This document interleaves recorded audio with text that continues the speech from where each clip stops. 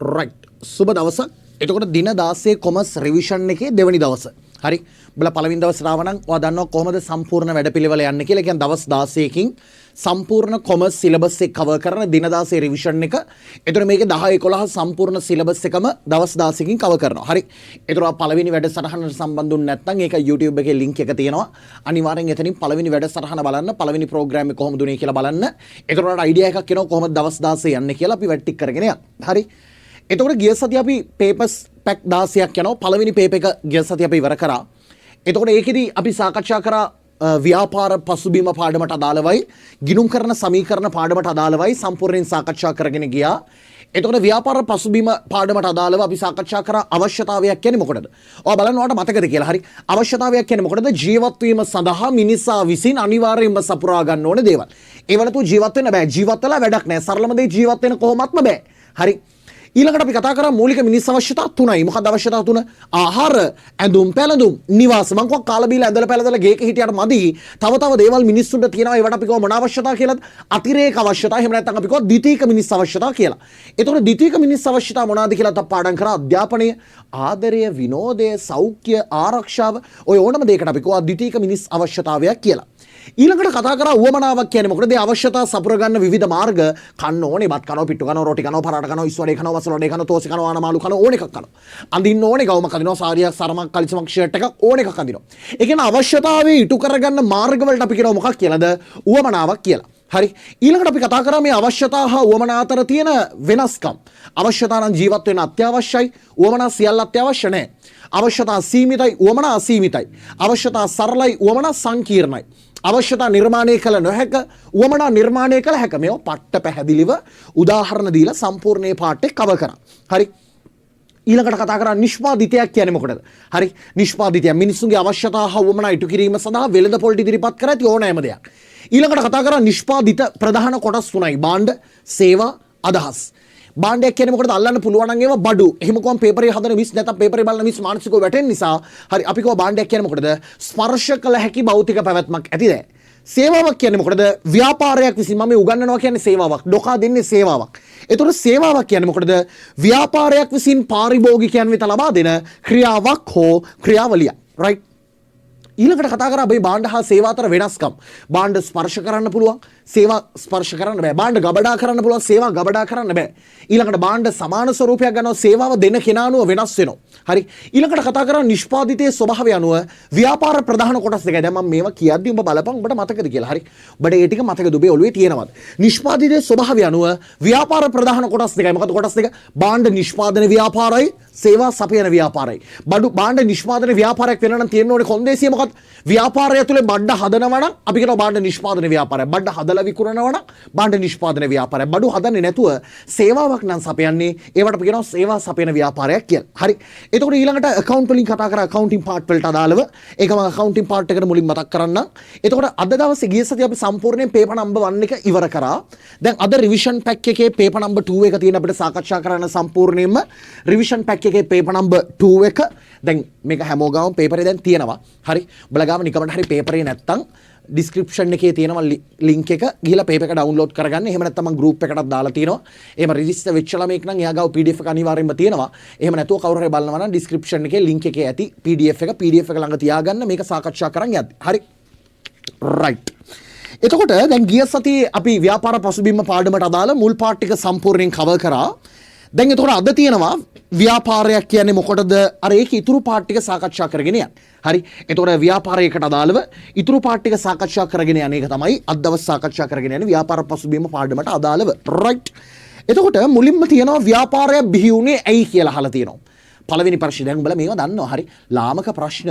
හැබැයි මම දවස් 16කින් සම්පූර්ණයෙන් කවර් කරනවා කිව්ව නිසා උඹලට ඔක්කොම කවර් කරනවා. හරි. ඒ කියන්නේ උඹලට දැනුම වැඩි වෙන්නේ නැහැ නේ. මේක අහන් හිටියා කියලා අනේස මට වැඩක් නැහැ සර්. මම පයිතගරස් වගේ පොරම් මම පට්ට චරිතයක් මට මේ ඕව මොනවාදනේ ව්‍යාපාර නැතින්. හරි. අවුලක් නැහැ අහන් ඉඳපන් ආ. උඹලට වඩා මට නැතින්. හැබැයි මාත් ඉතින් ඉන්නවනේ ෂේප් එකේ. හරි. උඹලා ඒ නිසා අහන් ඉඳපන්. හරි. දැන් එතකොට අහනවා ව්‍යාපාර බිහි වුණේ කොහමද? ඇයි ව්‍යාපාර කියලා එකක් බිහි වුණේ? ව්‍යාපාර කියන එක ලෝකෙට ඕනේද? ව්‍යාපාර නැතුව ලෝකෙ දුවන්න බැරිද? හරි ව්‍යාපාර අවශ්‍යද? ද ඉස්සර ව්‍යාපාර තිබ්බද? අතීතයේ ව්‍යාපාර තිබ්බද? ඔව් ඒ කාලෙදම ව්‍යාපාර තිබ්බ. හැබැයි ඒ කාලේ මිනිස්සුන්ට වඩා දැන් මිනිස්සුන්ගේ අවශ්‍යතා හා වමනා පට්ට සංකීර්ණයි. දැන් ඔයා දන්නවා මේ ශ්‍රී ලංකාව හරි බල දන්නවා එතන මම අදින්න යන්නේ මොකද්ද කියලා බල දන්නවා. හරි මේ ශ්‍රී ලංකාව දැන් කියන්න පස්සේ භූගෝලයේත් උගන්වනවාද? හරි ඉතිහාසයේ භූගෝලයේ පාඩම නෑ නේ මම දන්න භූගෝලයක් නෑ. හරි මම දන්නේ වටේ කැරගෙනවා කියලා විතරයි ලෝකේ වටේ කැරගෙනවා. හරි ඔබ මේක අහගෙන. හරි දැන් මේ ලංකාව මේ හරිය තියෙනවා ඉන්දියාව. හරි ඉන්දියාවෙන් ලංකාවට බැස්ස කවුද මචං? කිං විජේ බැස්සම. හරි බල ඉතිහාසය දන්නවනේ. හරි ඉතිහාසය බල ඉතිහාසය වෙනස් කරනවා. මම දන්නවා උඹලා තියෙන ඉතිහාසය නෙමෙයි උඹලා පාඩම් කරන්නේ. උඹලා පේපරයක් ලියද්දි ඉතිහාසය සම්පූර්ණයෙන් වෙනස් කරනවා. හරි කියන ඕලවල සම්පූර්ණ පළවෙනි දවසේ ඉන්නේ ආගමනේ. ආගම කාලා ජාතිය ආගම ජාතිය යස්සේ සිංහල පේපරේ සිංහලත් කාලා ඉතිහාසයත් වෙනස් කළා තමයි උඹලා ගේම ගහන්නේ. මම දන්නවා උඹලා වෙනස් කරනවා. හැබැයි උඹලා මතක නැහැ මේක. හරි ඉන්දියාවෙන් කිං විජේ බැස්සනේ මචං. කිං විජේ ආවා. හරි කිං විජය කියන මතකද? විජේ තලපති ඌ නෙමෙයි යා. ඒ කියන්නේ නළුවා නෙමෙයි. හරි විජය රජුරෝ හරි ඉන්දියාවෙන් බැස්ස තම්බපන්නියට ලංකාවේ. හරි මේ හරි නේ ඔය හරි ඇති මේ හරි වගේ තමයි මට මතකයි. හරි මම ඒ කාලේ කොහෙනි ඒ සම්බන්ධව අපි ආශ්‍රය කළා තියෙනවා. එතකොට මට මතක හැටියට මේ හරි තමයි. හරි එතකොට විජය ලංකාවට බහිද්දී මෙතන කුවේනි මොකද්ද කර හිටියේ? බල උත්තර දීපන් ගෙදර ඉතින් කමන්නේ. හරි කුවේනි මොකද්ද කර හිටියේ? කුවේනිගේ ඇඳුම මහ හිටියා. හරි කුවේනි කපු කටිනවා කියලා කියන්නේ කුවේනිගේ ඇඳුම මම හිටියා විජය ලංකාවට බහිද්දී කුවේනිගේ විජය රජුරෝ. හරි මේ අපහාසයක් මොකුත් නෙමෙයි. යා නිකන් මේ ආතල් එකට පාඩම ගන්නන්න. හරි විජය රජුරෝ ලංකාවට බහිද්දී කුවේනිගේ ඇඳුම මම හිටියා. ඒ කියන්නේ පුතේ ඉස්සර විජය ලංකාවට එද්දී විජය රජුරෝ ලංකාවට එද්දී කුවේනිගේ අවශ්‍යතා හා වමනා තනියෙන් එයා ඉටු කරගත්තා. හරි ඊළඟට මම දන්නේ ඒ දෙන්න මෙහෙම පාක් දැන් ඉස්සරනේ දැන්නේ පාක් තියෙන බයි ඉස්සර කැලෑව ඇතුළට ගිහිල්ලා ති ගෙඩි කඩලා කාලා ති ඔය දේවල් කරලා තමන්ගේ අවශ්‍යතා හා වමනා තනියෙන් ඉටු කරගෙන ඇති. හැබැයි මට කියපන් අද සමාජයේ අපේ අවශ්‍යතා හා වමනා අපිට තනියෙන් ඉටු කරගන්න පුළුවන්. අපේ ඔයාට පුළුවන් ද ඔයාගේ ඇඳුමක් තනියෙන් හදාගන්න? ඔයාට පුළුවන් ද ඔයාගේ ආහාර තනියෙන් හදාගන්න? ඔයාගේ අවශ්‍යතා හා වමනා ඔයාට අද සමාජයේ තනියෙන් ඉටු කරගන්න බැරි තරමට අවශ්‍යතා හා වමනා සංකීර්ණ වෙලා තියෙනවා. ඒ කියන්නේ අපේ අවශ්‍යතා හා වමනා අපිට තනියෙන් ඉටු කරගන්න බැරි නිසා අපේ අවශ්‍යතා හා වමනා ඉටු කරන්න සමාජයම් කොට්ටාශයක් බිහි වෙනවා. උන්ට තමයි කියන්නේ කවුරු කියලාද? ව්‍යාපාර කියලා. දැන් ඔයා හිතන්න මේ පන්ති ඉන්න ගෑන් ළමයි ටිකක් කෑ ගහනවා සර් අපිට බඩගිනි. හරි සර් අපිට බඩගිනි කොහොම මගේ පන්ති ඉන්න කොල්ලොන්ගේ හදවත් රත්තරන් කොල්ලෝ ටිකක් ඉන්නේ. උන්ට උන්ගේ හදවත් උණු වෙනවා පුතේ. උන් කියනවා උන් සමාජය ඔයා හිතන්න මේ පැත්තේ කොල්ලෝ ටික කෙල්ලෝ ටිකක් ගෑ ගහනවා සර් අපිට බඩගිනි අපිට කෑම ඕනේ. අන්න පන්තිය කොල්ලෝ ටිකක් ඉදිරිපත් වෙලා කියනවා නංගියේ බිය නොවන්න තොගේ කුස මම පුරවන්නම් කියලා පටන් ගන්නවා. මොන කඩයක්ද? කෑම කඩයක් පටන් ගන්නවා පුතේ. හරි දැක්කද? ඒ කොල්ලොන්ගේ හිත උණු වෙනවා. කොල්ලෝ කියනවා නංගියේ බිය නොවන්න තොගේ බඩ මම පුරවන්නම් කියලා තව කොල්ලෝ ටිකක් පටන් ගන්නවා පුතේ. කිරි කඩයක් පුතේ. හරි අන්න මිනිස්සුන්ගේ අවශ්‍යතා හා වමනා ඉටු කරන්න සමාජයම් කොට්ටාශයක් ඉදිරිපත් වුණා. ඒ ඉදිරිපත් වෙච්ච කොට්ටාශයට තමයි කියන්නේ කවුරු කියලාද? ව්‍යාපාරයක් කියලා. තව ගෑන් ළමයි ටිකක් කියනවා සර් අපිට එක එක જાතිය ඇඳුම් ඕනේ සර්. හරි අපි ඇඳුම් වලට ආසයි. හරි කොල්ලෝ ටිකක් ඉදිරිපත් වෙනවා. මං කෝ අපේ පන්තියේ කොල්ලෝ හිත උණු වෙනෙව්. හරි උන් ඉදිරිපත් වෙලා කියනවා නංගියේ බිය නොවන්න තොගේ රෙද්ද මම අන්දන්නම් කියලා පටන් ගන්නවා පුතේ ඇඳුම් කඩයක්. අන්න සමාජයේ කොට්ටාශයක් ඉදිරිපත් වුණා. කොල්ලෝ 5 දෙනෙක් ඉදිරිපත් වුණා. උන් කිව්වා නංගියේ බිය නොවන්න අපි පටන් ගන්නම් ව්‍යාපාරයක්. නංගිලාගේ රෙදි අන්දන්න බය වෙන්න එපා. මිනි ගවුන්ද අර ගවුන්ද මේ ගවුන්ද ඕන ගවුමක් අපි ගාව තියෙනවා. නංගි බය වෙන්න එපා. ඔයාගේ උවමනාව අපි ඉටු කරන්නම් කියලා පන්තියේ කොල්ලෝ ටිකක් ඉදිරිපත් වෙලා කිව්වා නංගියේ බිය නොවන්න තොගේ රෙද්ද මම අන්දන්නම්. අන්න බිහි වුණා ව්‍යාපාරයක්. ඒ කියන්නේ ව්‍යාපාර කියන එක බිහි වුණේ ඇයි? මිනිස්සුන්ගේ අවශ්‍යතා හා වමනා ටික මොනා කරන්නද? ඉටු කරන්න. අපිට තනියෙන් අපේ අවශ්‍යතාව වමනා ඉටු කරගන්න බැරි නිසා සමාජයේ විවිධ පාර්ශ්ව ඉදිරිපත් වෙනවා. දැන් පිරිමි කඩ දාලා හරියන්නේ නැහැ. හරි කොල්ලෝ ටිකක් කියනවා මේ කඩවල් ඔක්කොම කරලා කොල්ලොන්ට මහන්සි. කොල්ලෝ කියනවා අපිට හරි මහන්සි. පන්තින ගෑන් ළමයි ටිකක් ඉදිරිපත් වෙලා කියනවා අයියන්ඩි බිය නොවන්න ඔබේ සතුට මම වෙන්නම් කියලා පටන් ගන්න පුතේ ස්පා එකක්. හරි නරක දෙයක් නෙමෙයි ස්පා එක. මසාජ් කරන්න ඒ කියන්නේ ඇඟේ අමාරුනේ පුතේ. පිරිමමයිට ඇඟේ අමාරුයි මහන්සි වෙලා වැඩ කරලා ඔක්කොම කරලා ඇඟ මහන්සි. හරි කොල්ලෝ ටික කෑ ගහනවා අපිට හරි මහන්සි. අපිට සතුටක් ඕනේ. අපිට සැපක් ඕනේ. ඔය සැපක් කියන්නේ සන්තෝෂයක් ඕනේ. කෙල්ලෝ ටිකක් ඉදිරිපත් වෙලා කියනවා අයියන්ඩි බිය නොවන්න ඔබේ සතුට මම වෙන්නම් කියලා අන්න ස්පා එකක් පටන් ගන්නවා මසාජින් සෙන්ට් එකක්. හරි අන්න මිනිස්සුන්ගේ ගමේ තියෙන මිනිස්සුන්ගේ අවශ්‍යතා හා වුවමනා ඉටු කරන්න සමාජයේ විවිධ කොට්ටාශ බිහි වුණා. අන්නේ බිහි වෙච්ච කොට්ටාශ වලට තමයි කියන්නේ කවුරු කියලාද? ව්‍යාපාරයක් කියලා. එහෙනම් ව්‍යාපාරයක් කියන්නේ මොකටද? ඇයි ව්‍යාපාර කියන එක ලෝකෙට ආවේ? ඇයි ව්‍යාපාර කියන එක ලෝකෙට ආවේ? මිනිස්සුන්ගේ අවශ්‍යතා හා වුවමනා ඉටු කරන්න. අපිට අපේ අවශ්‍යතා දැන් ඇත්තම කතන්දරේ මම ඇයි ක්ලාස් කරන්නේ? උඹලගේ අවශ්‍යතා වුවමනා ඉටු කරන්න. උඹලට තනියෙන් මේක ඉටු කරගන්න පුළුවන් නම් අපිට ව්‍යාපාර කියලා එකක් ඕනේද? ක්ලාස් එකක් ඕනේද? නේ උඹලගේ අවශ්‍යතාවය ඕමනා ඉටු කරන්න බිහි වුණා කොට්ටාශයක්. අන්නේ බිහි වෙච්ච කොට්ටාශ වලට තමයි කියන්නේ කවුරු කියලාද? ව්‍යාපාරයක් කියලා. එහෙනම් ව්‍යාපාරයක් කියන එක බිහි වුණේ ඇයි? ඇයි ව්‍යාපාර කියන එක ලෝකෙට ආවේ? මිනිස්සුන්ගේ අවශ්‍යතා හා ඕමනා ඉටු කරන්න. ඒ අවශ්‍යතා හා ඕමනා ඉටු කරන්න බිහි වෙච්ච කොට්ටාශයක් තමයි කවුරු කියලා කියන්නේද? ව්‍යාපාරයක් කියලා කියන්නේ. එහෙනම් හොඳට මතක තියාගනින් මේ හැම මගුලම නංගිගේ බඩ පුරවන්න, අයියාගේ කුස නංගිගේ කුස පුරවන්න, හරි ඊළඟට නංගිගේ රෙද්ද අඳන්න, අයියාගේ සතුට වෙන්න, ඔය හැම ව්‍යාපාරයක්ම පටන් ගත්තේ ඇයි? මිනිස්සුන්ගේ අවශ්‍යතා හා උවමනා මොනා කරන්නද? ඉටු කරන්න.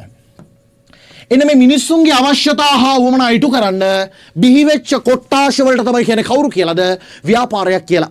එන සරලම දේ ව්‍යාපාරයක් කියන්නේ මොකටද? මිනිස් අවශ්‍යතා හා වුවමනා ඉටු කරන ඕනම දෙයක්. මිනිස් අවශ්‍යතා හා වුවමනා ඉටු කරන දැන් නංගිගේ කුස පුරවන්නේ ෆ්‍රී නෙමෙයිනේ පුතේ. නංගිගෙන් සල්ලි ගන්නවා. සල්ලි අරන් තමයි කුස පුරවන්නේ. කොල්ලා රම්බෝ බලන්න විනාව මුණේ. හරි. ඒ කියන්නේ නංගිගේ රෙද්ද අන්දන්නේ පුතේ නංගිගෙන් සල්ලි අරගෙනනේ. ඒ කියන්නේ මුදලට නෙමෙයි ගනුදෙනුවක් වෙන්නේ මොන හරි ගනුදෙනුවක් වෙනවනේ. ඒ නිසා අපි කියනවා ආර්ථික කටයුත්තක් වෙන්නේ. ව්‍යාපාරයකදී වෙන්නේ ආර්ථික කටයුත්තක්. හරි. ඒ කියන්නේ මිනිස්සුන්ගේ අවශ්‍යතා හා ඕමනා ඉටු කරන්න ඒ ඉටු කරන ඕනම ආර්ථික කටයුත්තකට කියනවා. ඒ කියන්නේ සල්ලි වලින් සිද්ධ වෙන ගනුදෙනුවකට අපි කියනවා මොකක් කියලාද? ව්‍යාපාරයක් කියලා. එහෙනම් හොඳට මතක තියාගනින්. ව්‍යාපාර කියන එක මේ ලෝකෙට බිහි වුණේ ඇයි? මිනිස්සුන්ගේ අවශ්‍යතා හා ඕමනා ඉටු කරන්න. මේ මිනිස්සුන්ගේ අවශ්‍යතා හා ඕමනා ඉටු කරන්න බිහි වෙච්ච කොට්ටාශයකට තමයි කියන්නේ කවුරු කියලාද? ව්‍යාපාරයක් කියලා. එහෙනම් මිනිස්සුන්ගේ අවශ්‍යතා හා ඕමනා ඉටු කරන ඕනෑම ආර්ථික කටයුත්තක්. ඒ කියන්නේ සල්ලි වලට කරන සල්ලිනේ හැමදේම පුතේ. නොමිලේ බඩු දුන්නත් ඒකට වටිනාකමක් තියෙනවනේ. හරි. ඒ වටිනාකමට තමයි කියන්නේ ඒ මුදලින් මයින්න පුළුවන් දෙයට තමයි කියන්නේ මොකක් කියලා. මුදල් සම්බන්ධ දේවල් වලට තමයි කියන්නේ මොකක් කියලාද? ආර්ථික කටයුත්තක් කියලා. හරි. එහෙනම් සරලව මතක තියාගන්න ව්‍යාපාර කියන එක ලෝකෙට බිහි වුණේ ඇයි? මේක තමයි පාඩමේ හරය පුතේ. මේක තමයි පදනම. මේක තමයි කොමර්ස්. ව්‍යාපාරයක් කියන්නේ මොකටද? ඇයි ව්‍යාපාර බිහි වුණේ? මිනිස්සුන්ගේ අවශ්‍යතාව වුණා ඉටු කරන්න. මේ මිනිස්සුන්ගේ අවශ්‍යතාව හා වුණා ඉටු කරන්න බිහි වෙච්ච කොට්ටාශයකට තමයි සරලව කියන්නේ කවුරු කියලාද? ව්‍යාපාරයක් කියලා. ව්‍යාපාරයක් කියන්නේ නම් මොකටද සරලම දේ? අවශ්‍යතාව හා වුණා ඉටු කරන ඕනෑම ආර්ථික කටයුත්තකට අපි කියනවා මොකක් කියලාද? ව්‍යාපාරයක් කියලා. සරලයි. දැන් ඔය පළවෙනි විනාඩිය දෙක තුන ඇතුළත ඔයා දන්නවා ව්‍යාපාරයක් කියන්නේ මොකටද? ව්‍යාපාරය බිහි වුණේ ඇයි? ඇයි ව්‍යාපාර කියන එක ලෝකෙට බිහි වුණේ? මිනිස්සුන්ගේ අවශ්‍යතා හා වුමනා ඉටු කරන්න. මේ අවශ්‍යතා හා වුමනා ඉටු කරන්න බිහි වෙච්ච කොට්ටාශ වලට තමයි කියන්නේ කවුරු කියලාද? ව්‍යාපාරයක් කියලා. එහෙනම් ව්‍යාපාරයක් කියන්නේ මොකටද? මිනිස් අවශ්‍යතා හා වුමනා ඉටු කරන ඕනෑම ආර්ථික කටයුත්තකට කියනවා. ඕනෑම කටයුත්තකට අපි කියනවා සරල වචනයක් මොකක් කියලාද? ව්‍යාපාරයක් කියලා. වරෙන් ටියුට් එකට රිවිෂන් පැක් පේපර් නම්බර් 2 එකට වරෙන්. ඒකේ මුලින්ම තියෙනවා ව්‍යාපාරය බිහි වුණේ ඇයි? හරි ආයන සරලයි. ඔය උත්තර හතරෙන් ව්‍යාපාර බිහි වුණේ ඇයි? මිනිස් අවශ්‍යතා හා වුවමනා තුලින්. ඇයි මිනිස් අවශ්‍යතා හා වුවමනා තුලින් තමයි ව්‍යාපාර කියලා එකක් බිහි වුණේ. ඇයි මිනිස්සුන්ට අවශ්‍ය දැන් උඹලට ඉගෙන ගන්න ඕනේ නැත්නම් ක්ලාස් කරන්න ඕනේද? උඹලට අඳින්න ඕනේ නැත්නම් ඇඳුම් කඩයක් දාන්න ඕනේද? අද නෝ ලිමිට් තියනවද? PR තියනවද? කැන්ඩි තියනවද? සුපර් ෆැෂන් ඕවා තියනවද? හරි නෑ උඹලා රෙදි අඳින නිසා තමයි කඩ බිහි වෙන්නේ. උඹලා කිව්වමනා ඉටු කරන්න තමයි කඩ බිහි වෙන්නේ. හරි උඹලා සිවිල් පිටපන්තිය වනවන යනවා නම් ඇඳුම් ඕනේ නැත්තම් අන්න ඇඳුම් කඩ බිහි වෙන්නේ නෑ. එහෙනම් උඹලගේ අවශ්‍යතාව හා උමනා ඉටු කරන්න තමයි ව්‍යාපාර බිහි වුනේ. එහෙනම් අහනවා ව්යාපාර බිහි වුනේ ඇයි? මොකද්ද උත්තරයක දෙක මිනිස් අවශ්‍යතාව හා උමනා තුලින් හයිලයිට් කරගන්න එක. යටින් ඉරක් ඇඳගෙන හයිලයිට් කරගනින්. ඒක පාඩම් කරන්න ඕනේ කැලලක්කා. ව්‍යාපාර බිහි වුනේ මොනවා තුලින්ද? මිනිස් අවශ්‍යතාව හා උමනා තුලින්. මිනිස් අවශ්‍යතාව හා උමනා තුලින් තමයි ව්‍යාපාර කියන එක බිහි වුනේ. එහෙනම් උත්තරයක දෙක මිනිස් අවශ්‍යතාව හා උමනා තුලින්. ඊළඟට අහනවා ව්‍යාපාරයක් යනු කුමක්ද? පට්ට සරලයි. අපි නිකන් උත්තර බලමු. පුද්ගලයන් දෙදෙනෙකු එහෙම රෙද්දක් නෙමෙයිනේ. හරි. භාණ්ඩ හා සේවා නෑනේ. ලාභ ලැබීම එහෙම රෙද්දක්ද නෑ. ලාභ අරමුණකින් තොරව කරන්නත් පුළුවන්. හරි. ලාභෙම නෑ. හරි. ඊළඟට මොකද්ද?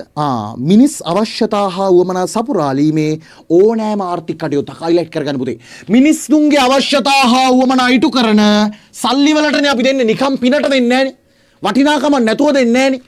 වටිනාකමක් තියෙනවනේ ඕනම දෙයක. ඒකට අපි කියනවා ආර්ථික කටයුත්තක්. එහෙනම් මට කියන්න ව්‍යාපාරයක් කියන්නේ මොකටද?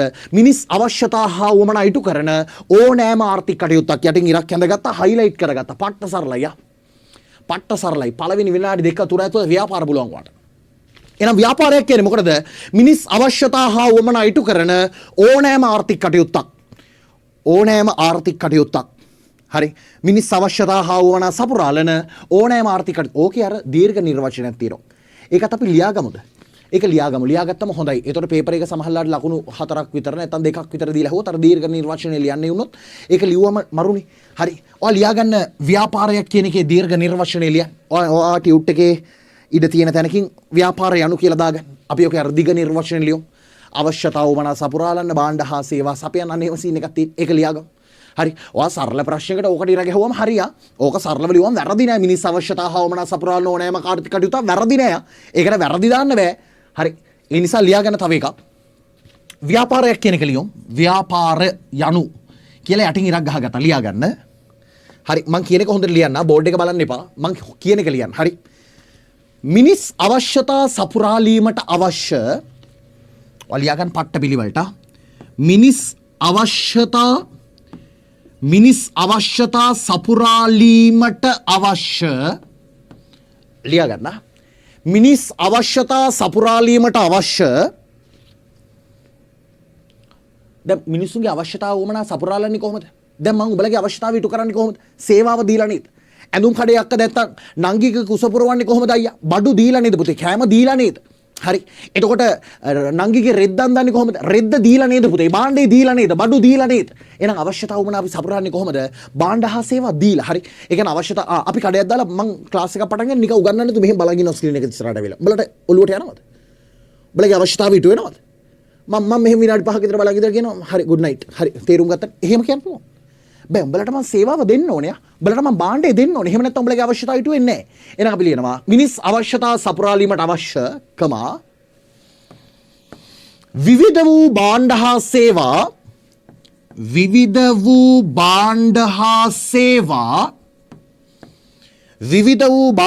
සේවා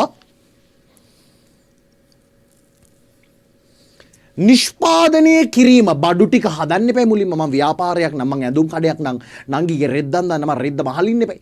නංගිට කිරි දෙන්න කිරි හදලින්න එපා. හරි. ආයෙකෙන් භාණ්ඩ හා සේවා නිෂ්පාදනය කරන්න ඕනේ මුලින්ම. නිෂ්පාදනය කිරීම හෝ සැපයීම ආශ්‍රිත බඩු ටික හදලා බඩු ටික දෙන්න ඕනේ. එහෙම නැත්නම් උගන්වන්න ඕනේ. සේවාව සපයන්න ඕනේ. භාණ්ඩ හා සේවා නිෂ්පාදනය කිරීම හෝ සැපයීම ආශ්‍රිත අන්තිම පාඩ එක ලියාගත්තා. ආර්ථික කටයුත්තකි. හරි. එහෙනම් ව්‍යාපාරයේ නිර්වචනය ඔකයි. දීර්ඝ නිර්වචනය. මේකත් පාඩම් කරගමු. අපි සම්පූර්ණයෙන් කවර් කරගන්න ඕනේ බා. එතකොට උඹට ආයි බය වෙන්න දෙයක් නැහැ. කොහොම ප්‍රශ්නේ හොත උඹට උත්තර ලියා ගන්න පුළුවන්. හරි. උඹට ගේමක් නැහැ නේ එතනින් එහාට. හරි. උඹට ආයි බය වෙන්න දෙයක් නැහැ. උඹ දන්නවනේ ව්‍යාපාරයක් කියන්නේ මොකටද දෙනා? මට කියන්නේ ව්‍යාපාරයක් කියන්නේ මොකටද? මිනිස් අවශ්‍යතා සපුරාලීමට අවශ්‍ය විවිධ වූ භාණ්ඩ හා සේවා. මොනවාද භාණ්ඩ හා සේවා? මොනකටද? නිෂ්පාදනය කිරීම හෝ සැපයීම ආශ්‍රිත ආර්ථික කටයුත්තකි. පට්ට සරලයි. එහෙනම් ව්‍යාපාරයක් කියන්නේ මොකටද? එකපාරක් තනියම පාඩම් කරපම් බලන්න. ඔබ නෝට් එක දිහා බලාගෙන ඕක හයිලයිට් කරගෙන පාඩම් කරන්න. මිනිස් අවශ්‍යතා සපුරාලීමට අවශ්‍ය විවිධ වූ භාණ්ඩ හා සේවා නිෂ්පාදනය කිරීම හෝ සැපයීම ආශ්‍රිත ආර්ථික කටයුත්තකි. මාර සරලයි. ගේමක් නෑ. පළවෙනි විනාඩියයි දෙකයි පාඩම්. ඔයා පාඩම් කරගන්න ඕනේ. පාඩම් කරගන්න. මොකද්ද ව්‍යාපාරයක් කියන්නේ? ඔයාලා බය නැතුව කියන්න පුළුවන් වෙන්න ඕනේ. මාත් එක්ක දැන් කියන්න පුළුවන් වෙන්න ඕනේ. ව්‍යාපාරයක් කියන්නේ මොකටද? මිනිස් අවශ්‍යතා සපුරාලීමට අවශ්‍ය මිනිස්සුන්ගේ අවශ්‍යතා සපුරාලන්න අවශ්‍ය විවිධ වූ භාණ්ඩ හා සේවා. එක එක බඩුයි එක එක සේවායි. බඩු නම් අපි හදන්න ඕනේ. නිෂ්පාදනය කිරීම හෝ සැපයීම ආශ්‍රිත මොන කටයුත්තක්ද? සල්ලි වලින් සම්බන්ධ වෙනවා නම් මම කොහොම මොන කටයුත්තක්ද? ආර්ථික කටයුත්තකින්. මේක ලිව්වත් ප්‍රශ්නයක් නෑ. ලකුණක වගේ ප්‍රශ්නයක් නම් මේක හරි. ලකුණු දෙකයි ඊට වඩා දෙනවා නම් දීර්ඝ නිර්වචන ලියන්න. හරි. එහෙම නැත්නම් ලකුණු කපන්න පුළුවන්. සමහර මිස්ලා ඇරියස් තියෙනවානේ. හරි. ඒ නිසා හරියටම දීර්ඝ නිර්වචන ලොකු ලකුණු දෙකක් තුනක් දෙනවා නම් මේක ලියන්න. හරි. ලකුණක ප්‍රශ්නයක් නම් මේක ෂේප්. හරි. ඉරිගහන ප්‍රශ්නයකට මේක ෂේප්. ලියන එකට සම්පූර්ණයෙන් ලියන්න. හරි. එහෙනම් මට කියන්නේ ව්‍යාපාරය බිහි වුණේයි මිනිස්සුන්ගේ අවශ්‍යතා හා උවමනා ඉටු කරන්නනේ. ඒ අවශ්‍යතා හා උවමනා ඉටු කරන්න බිහි වෙච්ච ඕනම කොට්ටාශයකට අපි කියනවා කවුරු කියලාද? ව්‍යාපාරයක් කියලානේ. එතකොට සරලම නිර්වචනය මොකද ව්‍යාපාරයේ? මිනිස් අවශ්‍යතා හා උවමනා සපුරාලන ඕනෑම ආර්ථික කටයුත්තක්. හැබැයි දීර්ඝ නිර්වචනය මොකද ව්‍යාපාරයේ? මිනිස් අවශ්‍යතා සපුරාලීමට අවශ්‍ය විවිධ වූ භාණ්ඩ හා සේවා නිෂ්පාදනය කිරීම හෝ සැපයීම ආශ්‍රිත මොන කටයුත්තක්ද? ආර්ථික කටයුත්තකේ සරලයි. ඔක හයිලයිට් කරගත්තා, පාඩම් කරගත්තා, ඉවරයි. රයිට්. ඊළඟට එනවා බලන්න. ඊළඟට එනවා මම පාට ගයින් කරා ව්‍යාපාරික මූලික අරමුණු මොනවාද? දොවා හිතන්න කවදා හරි මිනි ගවුම් කඩයක් පටන් ගන්නවා කියලා. ඔයාගේ අරමුණ තමයි සර් කවදා හරි මම ගෑනු ළමයින්ගේ ඇඳුම් විකුණන කඩයක් පටන් ගන්නවා. හරි. ඒ කියන්නේ දැන් ඔයා හිතන්න පන්තියේ ඉන්නවා සපුමල්. හරි. ඔයා හිතන්න පන්තියේ ඉන්නවා අපේ පන්තින ගෑනු ළමයිගේ වීරයෝ ඉන්නවා. හරි. ඊළඟට ඔයා හිතන අදීශ වගේ හරි කවුරු හරි ළමෙක් හරි සුරුදාන හරි කවුරු හරි ළමෙක් එයාගේ අරමුණ තමයි එයාගේ ටාගට් එක තමයි කවදා හරි ගෑනු ළමයි එයා කැමති ගෑනු ළමයිගේ ඇඳුම් මහන ව්‍යාපාරයක් පටන් ගන්න. දැන් ඔයා හිතන්න අදීශ පටන් ගන්නවා නැත්නම් ඉසුරුදාන පටන් ගන්නවා ව්‍යාපාරයක්. කාන්තා නිමි ගවුම් මැසීමේ ව්‍යාපාරයක්. බියුටි පුතා කියලා මොන හරි ව්‍යාපාරයක් පටන් ගන්නවා. දැන් මේ කාන්තා ගවුම් මැසීමේ ව්‍යාපාරයක්. හරි. එතකොට දැන් ඔයා හිතන්න මේකේ ගෑනු ළමයි එනවා මෙයාගෙන් කස්ටමර්ස්ලා එනවා හැමදාම ඇඳුම් ගන්න. මෙයා ඉස්සරහා ඩමි වලට එහෙම ඇඳුම් අඳලා ලස්සන කරලා තියෙනවා. හරි. ප්‍රශ්නයක් නැහැ. ඩමි වලට ඇඳුම් අඳලා ඔය සෙල්ලම් දාලා මෙයා ගේමක් ගහලා මෙයා ඇඳුම් කඩයක් කරගෙන යනවා. දැන් මට කියන්න කවදා හරි ඔබ ව්‍යාපාරයක් පටන් ගන්න එකේ මූලික අරමුණ මොකද්ද? ටාගට් එක මොකද්ද? ඇයි උඹ ව්‍යාපාරයක් කරගෙන යන්නේ? දැන් ඉතින් උඹලා හිතන්න එපා අදීශයස වලත්තය ඕක වලත්තය නිසාස යටි හිතේ අරමුණු ඇති ඕක ෆිටෝන් රූම් එකට සමහරලාට කැමරා දාලා ඇතිස. හරි. ඕක මේ සුරුදානත් එක්ක එකතු වෙලා ගේම් ගහනවස. අන්න ඒ වගේ උඹලට හිතෙන්න පුළුවන්. හරි. යටි හිතේ අරමුණු නෙමෙයි මං අහන්නේ. හරි. සර් අදීශයස හෙන වලත්තයස ෆිටෝන් රූම් එක හොඳට චෙක් කරන්න ඕනේ. අර වගේ දේවල් තියෙන්න පුළුවන්. යටි හිතේ වෙන අරමුණු තියෙන්න පුළුවන්. හරි. හැබැයි මං අහන්නේ මොකද්ද? ව්‍යාපාරයක් පටන් ගන්න එකේ ප්‍රධාන අරමුණ මොකද්ද? මූලික අරමුණ. යටි හිතේ වෙන අරමුණු තියෙන්න පුළුවන්. ගෑනු ළමයි බලන්න, ගෑනු ළමයි සන්තෝෂ කරන්න, ඔය වගේ දේවල් තියෙන්න පුළුවන්. මෙයා කාන්තා මිනිගවුම් කඩයක් පටන් ගැනීමේ අරමුණ මොකද්ද? ලාභ ලබන්නනේ. ගෑනු ළමයිව ගෙන්නගෙන බිස්නස් කරලා ගවුම අන්දලා රෙද්ද අන්දලා ලාභ ලබන්නනේ ඕනේ. එහෙනම් ලාභ ලබන්නනේ මෙයා ව්‍යාපාරේ පටන් ගන්න. හරි. මෙයා ලාභ ලැබීම අරමුණු කරගෙන පුතේ ව්‍යාපාරේ පටන් ගන්න. හරි. එහෙනම් ඕනෙම ව්‍යාපාරයක තියෙන මූලික අරමුණ තමයි ලාභ ඉපීම. හරි. ඒ කියන්නේ යටි හිතේ අරමුණ නෙමෙයි පුතේ මම මේ කියන්නේ. ව්‍යාපාරේ මූලික අරමුණ. අපි බිස්නස් එකක් කවදා හරි පටන් ගන්නවා. හරි. සමහර ළමයි ඉන්නවා මොන හරි එක බිස්නස් පටන් ගන්න පුළුවන්. හරි ගෙන්වන්නෝ සහ බෙදා හරින්නෝ කියලා ඔය තියෙන කොල්ලොන්ගේ හැම තියෙන එක. හරි. ඒ වගේ බිස්නස් පටන් ගන්න පුළුවන්. ඒ උඹලා බිස්නස් එකක් පටන් ගන්න එකේ මූලික අරමුණ මොකද්ද? ලාභ ඉපීම. ලාභ ලබන්න. හරි. යටි හිතේ වෙන වෙන චූටි චූටි අරමුණු වල තියෙන්න පුළුවන්. හරි. හැබැයි මූලික අරමුණ මොකද්ද? ලාභ ඉපීම. ඒතර මෙයාගේ මේ ගවුම් කඩේට එන ගෑනු ළමයින්ට ගවුම් විකුණන මෙයා බලාපොරොත්තු වෙන්නේ මොකද්ද? ලාභ ලබන්න. හරි. මෙයා ලාභ ලබන්න නම් එන කස්ටමර්ව මෙයා මොනා කරන්න ඕනේද පුතේ? සතුටු කරන්න එපයි. එන ගෑනු ළමයිව සතුටු කරලා වාඩි කරවලා තේ එකක් දීලා ඔය කඩවල වල බලපන්. සමහරලාට උන් අපිට වතුර එකක් ගෙනත් දෙනවා. තේ එකක් ඕනේද කියලා අහනවා සමහර කඩවල වල. හරි. ඔය රත්තරන් එහෙම කඩවල වලට ගියාම හරි. ඒ මිනිස්සු අපිට වාඩි කරලා මාර සේවාවක් දෙනවා. හරි. ඒ කියන්නේ ඇයි ඒ බොහොම සතුටු කරන්න ඕනේ. හරි. ඔය දැන් බලපන් සමහරලාට මේ නෝ ලිමිට් වගේ නැත්නම් ඇඳුම් කඩේකට ගියන් පස්සේ ඒ ඇඳුම් කඩේ උන් ටික අපිත් එක්ක ෆිටෝන් රූම් එක ඇතුළට ඉන්න ඇති ටික විතරයි. හරි. සර් මොනවද බලන්නේ? හරි. ඇඳුමක් ඉතින් එතනට ඇවිල්ලා මං කියන්නේ මොනවද බලන්නේ කොහොම මේ කෑම කඩේ කෑම කොත්තුවක් බලනවා. එහෙම කියන්නේ. හරි. දැන් ෂර්ට් එක බල ඉද්දි උන් අහනවා සර් මොනවද බලන්නේ? හරි. දැන් මොනවද බලන්නේ? ඉතින් ඇඳුම බලන්නේ. ඉතින් වෙන රෙද්දක් දැකෝ බලන්න. හරි. ඉතින් කොහොම හරි ඇඳුම බලලා ඊළඟට ඕකනම් සර් ලස්සනයි. ඌට වැඩකුත් නැහැ මට ලස්සනයිද නැද්ද කියලා කියන්නේ. ඌ දන්නවා මට කැතයි කියලා. හරි. දැන් ඔබ ඉතින් උඹලා හිතනවාද මේ ඒ කඩවල් වල උන්ගෙන් ඇහුවම පස්සේ මේක අපිට ලස්සනයිද කියලා ඌ ඔව් කියන්නේ ඇත්තට කියලා පිස්සු දෙයක්. ඌගේ බිස්නස් එක කරන්නේ. හරි. තෝ පට්ට කැතයි යකෝ තෝට කැතයි නිසා තෝගේ ඇඳුමත් තෝට කැතයි. හරි. ඒ නිසා තෝ හිතන්න එපා මේ ඌ ඇත්තටම තමයි මේ උඹව සතුටු කරන්න තමයි මේ උඹ මාර ලස්සන නිසා උඹට කියන මේ ඇඳුම නම් ඔයාලට පට්ට. හරි. ඒ කියන්නේ දැන් අපි ගන්න තැනේ නම් එයා අපිත් එක්ක ඉන්නවනේ. හරි. ඔය සමහර කඩවල නම් අපි ඌට වැඩකුත් නැහැ. අපි ආවද නැද්ද කියලා වැඩකුත් නැහැ. ඌ ඔහේ සැපේ ඉන්නවා. හරි. හැබැයි ඔය නෝ ලිමිට් වගේ කඩවල වලට ගියන් පස්සේ උන් මොකද කරන්නේ? හරි. ඇවිල්ලා බලනවා. සර් ගත්තද? හරි. ඊළඟට ෆිටෝන් රූම් එක ගාවටත් ඌ වෙනවා. සර් මේකත් අරන් බලන්න. සර් මේකත් චෙක් කරන්න. සයිස් එක මේකත් ගන්න. දැන් ඊළඟ පාර නම් ගෑල්ලා මේක කවුරු හරි එහෙම පස්සෙන් ආවොත් මං කියනවා එන්නවත් ෆිටෝන් රූම් එකටත් එන්න මම අන්දලම දාන්න කියලා. හරි. එහෙම හරි. ඒ කියන්නේ ඇත්ත කතන්දරේ උන්ගේ මොකද්ද කරන්නේ? උන් අර අපිට හොඳ කස්ටමර් සර්විස් එකක් දෙනවා. ඒ කියන්නේ උන් දන්නවා එහෙම කස්ටමර් සර්විස් එකක් දුන්නම පාරිභෝගිකයා තෘප්තිමත් වුණොත් තමයි උන්ට බිස්නස් වැඩි වෙන්නේ. බිස්නස් වැඩි වුණොත් තමයි ලාභ උපයන්නේ. එහෙනම් මතක තියාගන්න ලාභ උපයන්න නම් අනිවාර්යයෙන්ම ව්‍යාපාරයක් එන කස්ටමර් වමනා කරන්න ඕනේද? සතුටු කරන්න ඕනේ පුතා. එහෙනම් ව්‍යාපාරයක මූලික කරුණු දෙකයි. එකක් තමයි ලාභ ඉපීම. ඊළඟ එක තමයි පාරිභෝගික තෘප්තිය ඉහළ නැංවීම. කස්ටමර්ව සතුටු කරන්න ඕනේ. හරි. එන කස්ටමර්ව සතුටු කරලා යවුවොත් තමයි එයා හැමදාම අපි ගාවට එන්නේ. ඒ ආවොත් තමයි අපේ ව්‍යාපාරේ ලාභ උපයන්නේ. කියන්නේ කවදා හරි වන්දුම් කඩයක් පටන් ගත්තොත් පුතේ ගෑනු ළමයාව එන්න ගෑනු ළමයා සතුටු කරලා යවන්න පුතේ. එන ගෑනු ළමයාව සතුටු කරලා යවුවොත් තමයි ගෑනු ළමයා හැමදාම ඔය අයියාගෙන් ඇඳුම් ගන්නෙ. ඔය අයියාගෙන් ඇඳුම් ගත්තොත් තමයි ඔයාගේ ව්‍යාපාරේ මොනවා ලබන්නේද? ලාභ උපයන්නේ. එහෙනම් ව්‍යාපාරයක මූලික අරමුණු දෙකයි. මට කියන්නේ මූලික අරමුණු දෙකයි. මොකක්ද අරමුණු දෙක? ලාභ ඉපීම, ලාභ උපයන්න නම් එන කස්ටමර්ව සතුටු කරන්න ඕනේ පුතේ. එහෙනම් අපි කියනවා පාරිභෝගික තොප්පිය ඉහළ නැංවීම. තොප්පිය නෙමෙයි තෘප්තිය. හරි. තෘප්තිය ඉහළ නැංවීම. එහෙනම් ලියා ගන්න ව්‍යාපාරයක මූලික අරමුණු මොනවාද කියලා අහනවා. ලියන පළවෙනි එක ලාභ ඉපීම. හරි. ලාභ ඉපීම. මම ව්‍යාපාරයක් පටන් ගන්නගේ මූලිකම අරමුණ තමයි ලාභය. ලාභය වෙනුවෙන් වැඩ කරන්නේ. හරි. ලාභ ඉපීම. වා මතක ගන්න මෙහෙම ලාභ උපයන්න ඕන. ලාභ උපයන්න නම් එන කස්ටමර් මොනා කරන්න ඕන? සතුටු කරන්න ඕනේ. හරි. එහෙනම් අපි ලියනවා දෙවැනි එක පාරිභෝගික තෘප්තිය ඉහළ නැංවීම. පාරිභෝගික සතුට එයාව කස්ටමර්ව සතුටු කරවලා යවන්න ඕනේ. සතුටු කරවලා යවුවොත් තමයි කොල්ලෝ හැමදාම ඔයා ගාවටම එන්නේ. හැමදාම ඔයා ගාවටම ආවොත් තමයි කොල්ලෝ ඔයාට වාසි. කෙල්ලොත් උඹලටත් බල සතුටු කල්ලා යවුවොත් තමයි කොල්ලෝ හැමදාම කොල්ලෝ හැමදාම ඔබ ගාවට නෙමෙයි.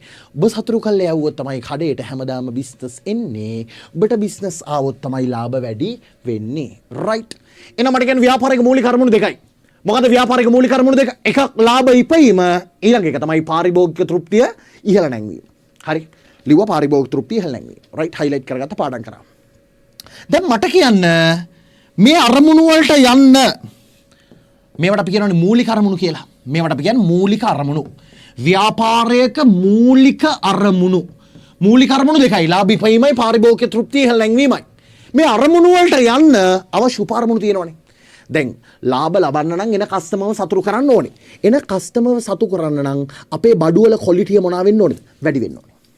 අපි නිකන් ලාභ බඩුවක් දීලා මෙලෝ රහක් නැති බඩුවක් දීලා කස්ටමර්ව සතුටු කරලා යවන්න පුළුවන්. බෑ පුතේ අපි යාට හොඳ ක්වොලිටි සේවාවක් දෙන්න ඕනේ. මං හොඳට උගන්වන්න ඕනේ. හරි. හොඳ බඩු ටිකක් දෙන්න ඕනේ. කඩේ මුදලාලි දෙන්න ඕනේ. එහෙනම් මතක තියාගන්න ලාභ උපයන්න නම් පාරිභෝගිකයා සතුටු කරන්න ඕනේ තමයි. පාරිභෝගිකයා සතුටු කරන්න නම් හොඳට මතක තියාගන්න බඩු වල ක්වොලිටිය වැඩි වෙන්න ඕනේ. එහෙනම් උපාරමුණක් තමයි භාණ්ඩ හා සේවාවල ගුණත්වය ඉහළ නැංවීම. හරි. බලන්න ඕක ඊළඟට අහනවනේ ව්‍යාපාරික උපාරමුණු. ලියන පළවෙනි එක භාණ්ඩ හා සේවාවල ගුණත්වය ඉහළ නැංවීම. භාණ්ඩ හා සේවාවල ගුණත්වය ඉහළ නැංවීම. බඩු ක්වොලිටි කරන්න ඕනේ පුතා. බඩු ක්වොලිටි කරොත් තමයි කස්ටමර් සතුටු වෙන්නේ. එයා සතුටු වුණොත් තමයි හැමදාම අපේ ලාභ වැඩි වෙන්නේ. හරි. භාණ්ඩ හා සේවාවල ගුණත්වය ඉහළ නැංවීම. ඊළඟට තව ඔයාගේ මේ ටාගට් වලට යන්න මොනවද ඕනේ? ලාභ උපයන්න කස්ටමර් සතුටු කරන්න. හරි. මොකද තව දෙන්න ඕනේ. හරි. මොන වගේවද අපි කරන්න ඕනේ ව්‍යාපාරයක් විදිහට? අපේ සේවකයන්වත් අපි හොඳට සලකන්න එපේ. සේවක සුබ සාධනේ සේවකයන්ට හොඳට වැඩ දැන් ඔබ හිතපන් අපි සේවකයාට දැන් මෙතන ව්‍යාපාරය ගන්න සේවකයාට අපි හරියට සලකන්නේ නැහැ. ඌ එන කස්ටමර්ට වඩා ඌ රජා වගේනේ මම ඔය සමහර කඩවල වල බලපන්. ඉන්නේ උන් නිකන් අයිතිකාරය නෙමෙයි. පොඩි උන් ඉන්නවනේ සමහරලාට. උන් ඉන්නේ නිකන් ඌ රජා වගේ. සමහර කඩවල අපි කියන්නේ අර කන්න පොඩි වෙන්න දෙන්න හිතනවා ඉන්නේ කාට එතන. ඌව දැක්කම මට සෙට් වෙන්නේ නැහැ කඩේට යන්නවත්. අර අපි එහෙම කිය. ඌව දැක්කම දිරවන්නේ අපිට. ඇයි ඌට හරියට සලකන්නේ නැති උනම සමහරලාට ඌ ආසාවෙන් වැඩ කරන්නේ. ඌ ආසාවෙන් වැඩ කරන්නේ නැති වුණොත් අර කස්ටමර්ට හොඳ පාරිභෝගික තෘප්තිය හොඳ සර්විස් එකක් ඌ දෙන්නේ. එහෙනම් අපි වැඩ කරන සේවකයාට හොඳට සලකන්න ඕනේ ව්‍යාපාරෙක. එතකොට තමයි ඌ සතුටු වෙලා ඌ කස්ටමර්ව සතුටු කරන්නේ. හරි. එහෙනම් අපි ලියනවා සේවක සුබ සාධනේ. ඒකත් ලියන්න. සේවක සුබ සාධනේ. හරි. සේවක සුබ සාධනේ උපාරමුණක්. හරි. උපාරමුණක් සේවක සුබ සාධනේ. ඊළඟට තව එකක් ලියා ගන්න රැකියා උත්පාදනයේ. හරි. ගමේ ඉන්න මිනිස්සුන්ට රස්සා දෙනවා. රස්සා දුන්නාන් පස්සේ ආතල්ලි බං ඌත් එනවා. ඌගේ දන්නේ උන් ටික අපේ ව්‍යාපාරයට එනවා. අපිට මේ මේන් ටාගට් වලට යන්න පුළුවන්. අපි රස්සා දෙනවා මිනිස්සුන්ට. එතකොට මිනිස්සුන්ට අපේ ව්‍යාපාරය ගැන තියෙන ප්‍රතිරූපය හොඳ වෙනවා. රැකියා උත්පාදනයේ. ඒකත් ලියා ගන්න. ඔය පළවෙනි දෙක හයිලයිට් කරගන්න. ලේසියිනේ. උපාරමුණු දෙකක් පේපරේ ලියන්න කිව්වොත් භාණ්ඩ හා සේවාවල ගුණත්වය ඉහළ නැංවීම ඊළඟ රැකියා උත්පාදනය. හරිද? රයිට්. හරි. එහෙනම් අපි දන්නවා ව්‍යාපාරයක් කියන්නේ මොකටද? මිනිස් අවශ්‍යතා සපුරාලීමට අවශ්‍ය භාණ්ඩ හා සේවා නිෂ්පාදනය කිරීම හෝ සැපයීම ආශ්‍රිත ඕනෑම ආර්ථික කටයුත්තක්. මිනිස් අවශ්‍යතා හා උමනා සපුරාලන්න ඕනෑම ආර්ථික කටයුත්තක්. හරි. ව්‍යාපාරික මූලික අරමුණු දෙකයි. මොකද මූලික අරමුණු දෙක? ලාභ ලබන්න ඕනේ. ලාභ ලබන්න නම් එන කස්ටමර් ඕනා කරන්න ඕනේද? සතුරු කරන්න එපයි පුතේ. එහෙනම් ව්‍යාපාරික මූලික අරමුණු දෙකයි. මොකද ලාභ ඉපීමයි පාරිභෝගික තෘප්තිය මොනා කිරීමද? ඉහළ නැංවීම. ලාභ උපයන්න නම් පාරිභෝගිකයා සතුටු කරන්න නම් දෙන බඩුවල ක්වොලිටිය මොනවා වෙන්න ඕනේද? වැඩි වෙන්න ඕනේ. නම් උපාරමුණක් තමයි මොකද්ද? භාණ්ඩ හා සේවාවල ගුණත්වයේ ඉහළ නැංවීම. ඒ වගේම කස්ටමර්ට හොඳට සලකන්න නම් සේවකයාට අපි සලකලා ඉන්න එපා. එහෙනම් සේවක සුබ සාධනයේ ඉහළ නැංවීම. නැත්නම් සේවක සුබ සාධනය. හරි. එහෙනම් උපාරමුණු භාණ්ඩ හා සේවාවල ගුණත්වයේ ඉහළ නැංවීම සේවක සුබ සාධනය. එල කිරණේද වැඩි? රයිට්. ඊළඟට අහනවා මොකද්ද නිෂ්පාදන ක්‍රියාවලියක මූලිකාංග මොනවාද? නිෂ්පාදන ක්‍රියාවලියක් ඕනම දෙයක් පුතේ ක්‍රියාවලියන්නේ. ක්‍රියාවලියක මූලිකාංග මොනවාද? කිසි දෙයක් ඉබේ බිහි වෙන්නේ නැහැ නේ පුතේ. දෙයියෝ අපිට දෙන්නේ නැහැ නේ. ඔයා ඉගෙනගෙන තියෙනවා. කිසි දෙයක් ඉබේ බිහි වෙන්නේ නැහැ. අපි මහන්සිලා මොනා කරන්න ඕනේද පුතේ? හදන්න එපයි. ඕනම දෙයක් හදන්න කලින් මොනා කරන්න ඕනද පුතේ? ඇතුළට දාන්න එපයි. ඇතුළට දාන්න ඕනේව දාලා මැද සීන් එක උනම් පස්සේ නේද එළියට එන්න ඕනේ අයිටම් එක එළියට. හිතන්න පුතේ. ඇතුළට දානවා මැද සීන් එක වෙනවා වනචර විදියට හිතන්න එපා පුතේ. හරි. මම කියන්නේ පාන් හදන එක ගැන. ඔයා සද්භාවයෙන් මම වගේ ඉන්න ඕනේ. මම මේ පට්ට සද්භාවයෙන් ඉන්න. හරි. ඒ කියන්නේ ඇතුළට දාන්න ඕන එක දාලා උදාහරණයක් අරන් බලන්න පුතේ. දාලා මැද සීන් එක වෙනවා පුතේ කාලයක් උනම් පස්සේ තමයි එළියට එන්න ඕනේ අයිටම් එක එළියට එන්නේ පාන් ගෙඩිය වගේ. හරි. ඕනම දෙයක් හදද්දී ඇතුළට දාන්න ඕනේ ඒකට අපි කියනවා යෙදවුම. ඇතුළට දාන්න ඕන එකට කියනවා යෙදවුම. මැද සීන් එකට කියනවා ක්‍රියාවලිය. ක්‍රියාවලිය. එළියට එන්න ඕනේ අයිටම් එකට කියනවා නිමැවුම. නිමැවුම. හරිද? මෙන්න මේකට තමයි කියන්නේ මොකක් කියලාද? ක්‍රියාවලියක් කියලා. මේක නිෂ්පාදන ක්‍රියාවලියක් කියලා කියන ඕනම දෙයක් හරි ඉබේ බිහි වෙන්නේ නැහැ. පොඩි කාලේ හිතනවා දෙයියෝ දෙනවා තමයි. එහෙම දෙයියෝ ගෙනත් දෙනවා ඇති. එහෙම නැහැ. ඒක හදන්න ඕනේ මහන්සිලා. කිසි දෙයක් ඉබේ බිහි වෙන්නේ නැහැ පුතේ. මහන්සිලා හදද්දි පුතේ ඇතුළට දාන්න ඕනේව තියෙනවා. දාලා මැද සීන් එක වෙනවා. උනම් පස්සේ තමයි එළියට එන්න ඕනේ. අයිටම් එක එළියට එන්නේ. හරි. ඒතොර ඇතුළට දාන්න ඕනේ කියලා අපි කියනවා මොකක් කියලාද? යෙදවුම. හරි. මැද වෙන සීන් එකට කියනවා ක්‍රියාවලිය. එළියට එන්න ඕනේ අයිටම් එකට කියනවා නිමැවුම. හරි. එහෙනම් මතක තියාගන්න ගිනුම් කරන නෙමෙයි සරලව නිෂ්පාදන ක්‍රියාවලියක මූලිකාංග තුනයි. කිසි දෙයක් ඉබේ බිහි වෙන්නේ නැහැ. අදින් පස්සේ ඔයා දන්නවා දැන් ලොකු ළමෙක්. ඔයා දන්නවා කිසි දෙයක් ඉබේ බිහි වෙන්නේ නැහැ. පාන් හදනවා නම් ඇතුළට දාන්න ඕනේ පුතා පිටි. දානවා ලුණු, ඊස්ට්. හරි. ඊළඟ ලුණු චුට්ටක් මදි වුණා නම් මොනක් කර දාඩිය චුට්ටක් දානවා. අන්න එහෙමයි. හරි. ඒ කියන්නේ ඇත්තටම එහෙම හදාගෙන යද්දි දැන් ඔය කොත්තු ගහන අයියා කොත්තු ගහන අය කොත්තුව හදද්දි පුතේ ඇතුළට දානවා රොටි ටික දානවා අරව ටික දානවා ලුණු තු දානවා ගගා ඉද්දි ෂේප් එකේ දාඩිය චුට්ටකුත් දානවා. හරි. අම ඒක දාලා ගත්තම තමයි පුතේ ඒකේ රහ තියෙන්නේ. කොත්තුව කායි නිකන් ඔරිජිනල් රහින්. එතකොට හරි. එතකොට පාන් හදද්දි පිටි දානවා ලුණු දානවා ඊස් ටික දානවා දාන්න ඕනේ ඔක්කොම වතුර ටික දාලා ඔක්කොම දාලා අයියා පොරණුවට දාලා අනනවා තලනවා පාගනවා ඔක්කොම කරනවා. පොරණුව ඇතුලේ සීන් එක කරනවා. අන්න ඒකට කියනවා ක්‍රියාවලිය. ඔයා හිතුවේ වැරදි උදාහරණයක් පුතේ. ඔයා වනතර සතෙක් ඔයා. හරි. ඔයා නරක ළමෙක්. හරි. මම වගේ සත්භාවයෙන් ඉඳපන්. හරි. ඕනම දෙයක් හදද්දී ඇතුළට දාන්න ඕනේව තියෙනවා. දාද්දි මැද සීන් එක වෙනවා. උන පස්සේ එළියට එන්න ඕනේ අයිටම් එක එළියට එනවා. හරි. ඒතර පාන් හදනවා නම් ඇතුළට දානවා පිටිලුණු ඊස් ඒවා ටික. ක්‍රියාවලියේදී අයියා අනනවා, තලනවා, පාගනවා, මිරිකනවා මොකක් හරි ඔය බනිස් ගෙඩිය වගේ හදනවා, පාන් හදනවා. ඊළඟට මේ ඔක්කොම කරයින් පස්සේ පෝරුණු ඇතුලේ එළියට එන්න ඕනේ අයිටම් එක එළියට එනවා. මොකක්ද එළියට එන අයිටම් එක? පාන් ගෙඩිය එළියට එනවා. මෙන්න මේකට තමයි කියන්නේ මොකක් කියලාද? නිෂ්පාදන ක්‍රියාවලියක් කියලා. මෙන්න මේකට කියනවා නිෂ්පාදන ක්‍රියාවලියක් කියලා කියනවා. ඒක නිෂ්පාදන ක්‍රියාවලියක් කියන්නේ භාණ්ඩ හදන ක්‍රියාවලිය.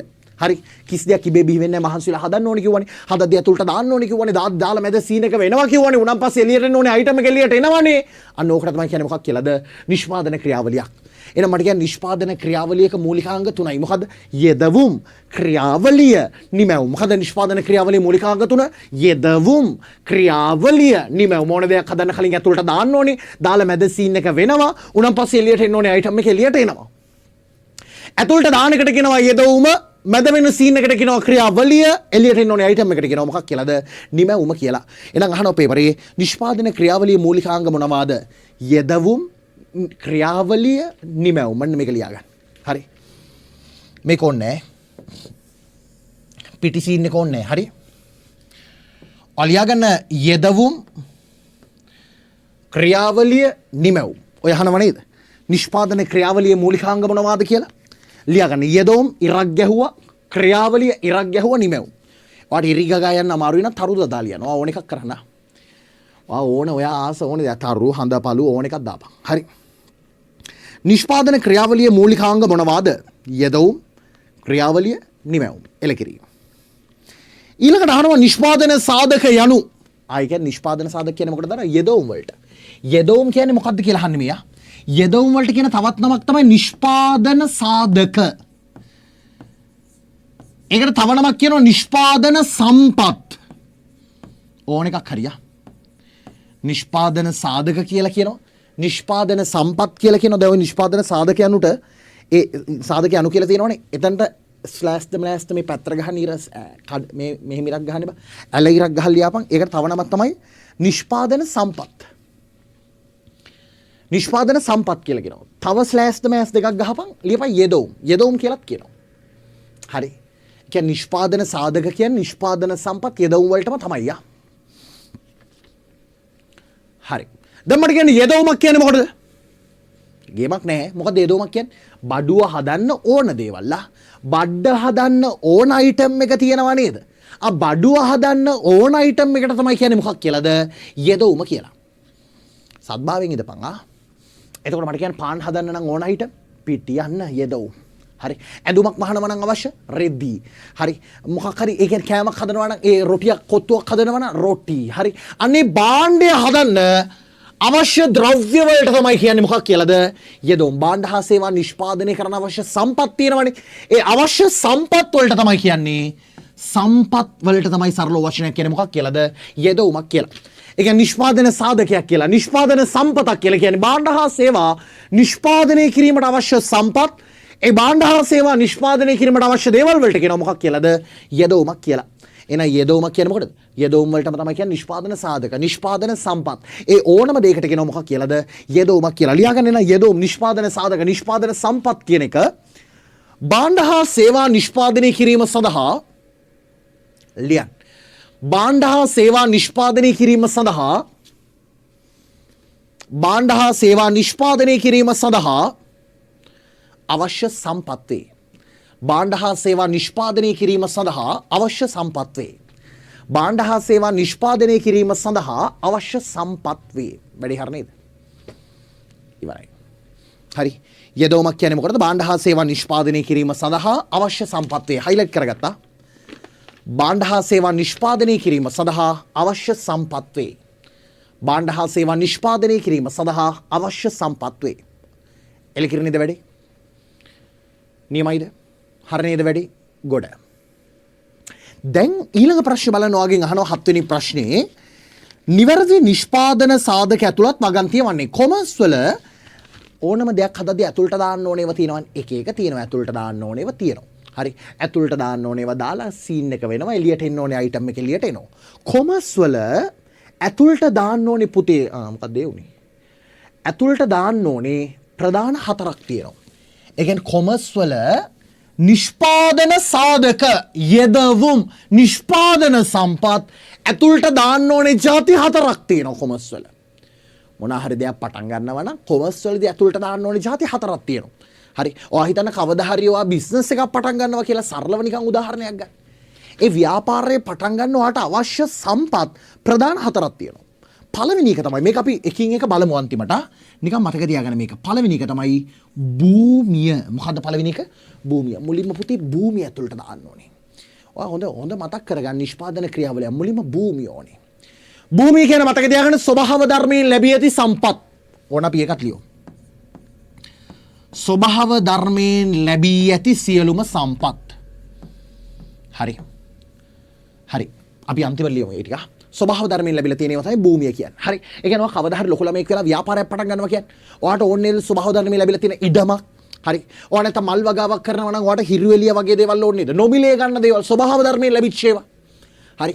ඒ ස්වභාව ධර්මයෙන් ලැබිලා තියෙන ඕනම සම්පතකට ස්වභාවික සම්පත් වලට හරි ඔය වන සම්පත, khනිජ සම්පත, පස්ස හරි ඔය ඕන එකක්. හරි. ස්වභාව ධර්මයෙන් ලැබියත් සම්පත් වලට අපි කියනවා භූමියක් කියලා. ඒ කියන්නේ ව්‍යාපාරයක් පටන් ගන්නවාට දැන් ඔයා නිකන් සරල උදාහරණයක් ගන්න. ඔයා ඉඩමක් ඕනේ. හරි. ඔයා ඉඩමක් ඕනේ. ඔයා බිස්නස් එකක් පටන් ගන්න යන්නේ. හරි. ඔයා මට කෙලවල ක්ලාස් එකක් දාන්න හදනවා මොරටුවේ. හරි කමන්නේ. හරි. භූමිය ඉඩමක් ගත්තා. හරි. නැත්නම් ඔයා ඇඳුම් කඩයක් පටන් ගන්නවා. ඔයා ව්‍යාපාර භූමිය ඕනේ. හරි. ඊට පස්සේ කවුද ඕනේ? ඒකේ වැඩ කරන්න මිනිස්සු ඕනේ නේද? වැඩ කරන්න මිනිස්සු එපයි ඔයාට. හරි. එහෙනම් අපි ඒකට කියනවා ශ්‍රමය. ශ්‍රමය ඕනේ. අපි දැන් යන්නේ බිස්නස් එකක් පටන් ගන්න. හරි. භාණ්ඩයක් හෝ සේවාවක් නිෂ්පාදනය කරන්න. හරි. සමහර වෙලාවට අපිට ස්වභාව ධර්මයෙන් ලැබෙන සම්පත් ඕනේ. හරි. ඊළඟට වැඩ කරන්න මිනිස්සු ඕනේ. ශ්‍රමය ඕනේ. හරි. ශ්‍රමය. හරි. ශ්‍රමයට අපි වචනයක් කියනවා ව්‍යාපාරය සඳහා යෙදවෙන ව්‍යාපාරය සඳහා යොදවන කායික හා මානසික දායකත්වය. මානසික දායකත්වය. ඒ කියන්නේ මොකක්ද දන්නවද? අර දැන් සමහර වෙලාවට සමහර වැඩ කරන මිනිස්සු ඉන්නවා අතින් පයින් වැඩ කරනවා මහන්සි වෙලා.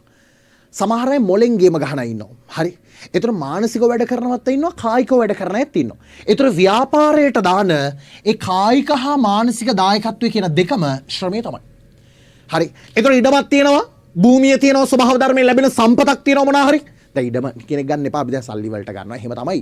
හරි මං කියන්නේ ස්වභාව ධර්ම භූමි ප්‍රමාණයක් තියෙනවා. පස මේකේ තියෙන පස හරි ඔය හැමදේ භූමි. හරි වන සම්පත. හරි. ඊළඟට ඒකේ වැඩ කරන්න අපිට මිනිස්සු ඕනේ. ඒකට අපි කියනවා ශ්‍රමය. හරි. ඊළඟට ශ්‍රමය තිබ්බට මදි. ඔයාලා දැන් බිල්ඩින් එකක් කියම හදන්න එපයි මේක. බිල්ඩින් හදන්න ඕනේ. ඊළඟට ෆෑන් ගේන්න ඕනේ. යන්ත්‍ර මොනවා හරි ගේන්න ඕනේ. පුටු බංකු ටික ගේන්න ඕනේ. මේස ගේන්න ඕනේ. අන්න ඒවට අපි කියන වචනය ප්‍රාග්ධනය. ප්‍රාග්ධනය. හරි. ඒ කියන්නේ ව්‍යාපාරේ භාණ්ඩ හා සේවා නිෂ්පාදනය කිරීමට උදව් කරන මිනිසා විසින් සකස් කරන දේ. හරි. ඒ කියන්නේ ස්වභාවික සම්පත් නෙමෙයි. මිනිසා විසින් සකස් කරන දේ තියෙනවනේ. සකස් කරන දේ මිනිසා විසින් සකස් කරන දේ. දැන් මට කියපන් මම මේ ක්ලාස් එක පටන් ගන්න ස්මාර්ට් බෝඩ් එකක් ගත්තා. මේක ස්වභාවික සම්පතක්ද? නෑ කවුරු හදලා තියපු එක. මගේ ව්‍යාපාරය පටන් ගන්න මේ ස්මාර්ට් බෝඩ් එක එපේ. හරි. එතකොට මේකට අපි කියනවා ප්‍රාග්ධනය. කවුරු හරි මිනිස්සු හදපු දේවල්. හරි. මේකට කියනවා ප්‍රාග්ධනය. මිනිස්සු හදපු දේවල්. මේ ලයිට්ස් ටික, කැමරා, ඔය හැමදේම ප්‍රාග්ධනය. මිනිස්සු හදපු දේවල්.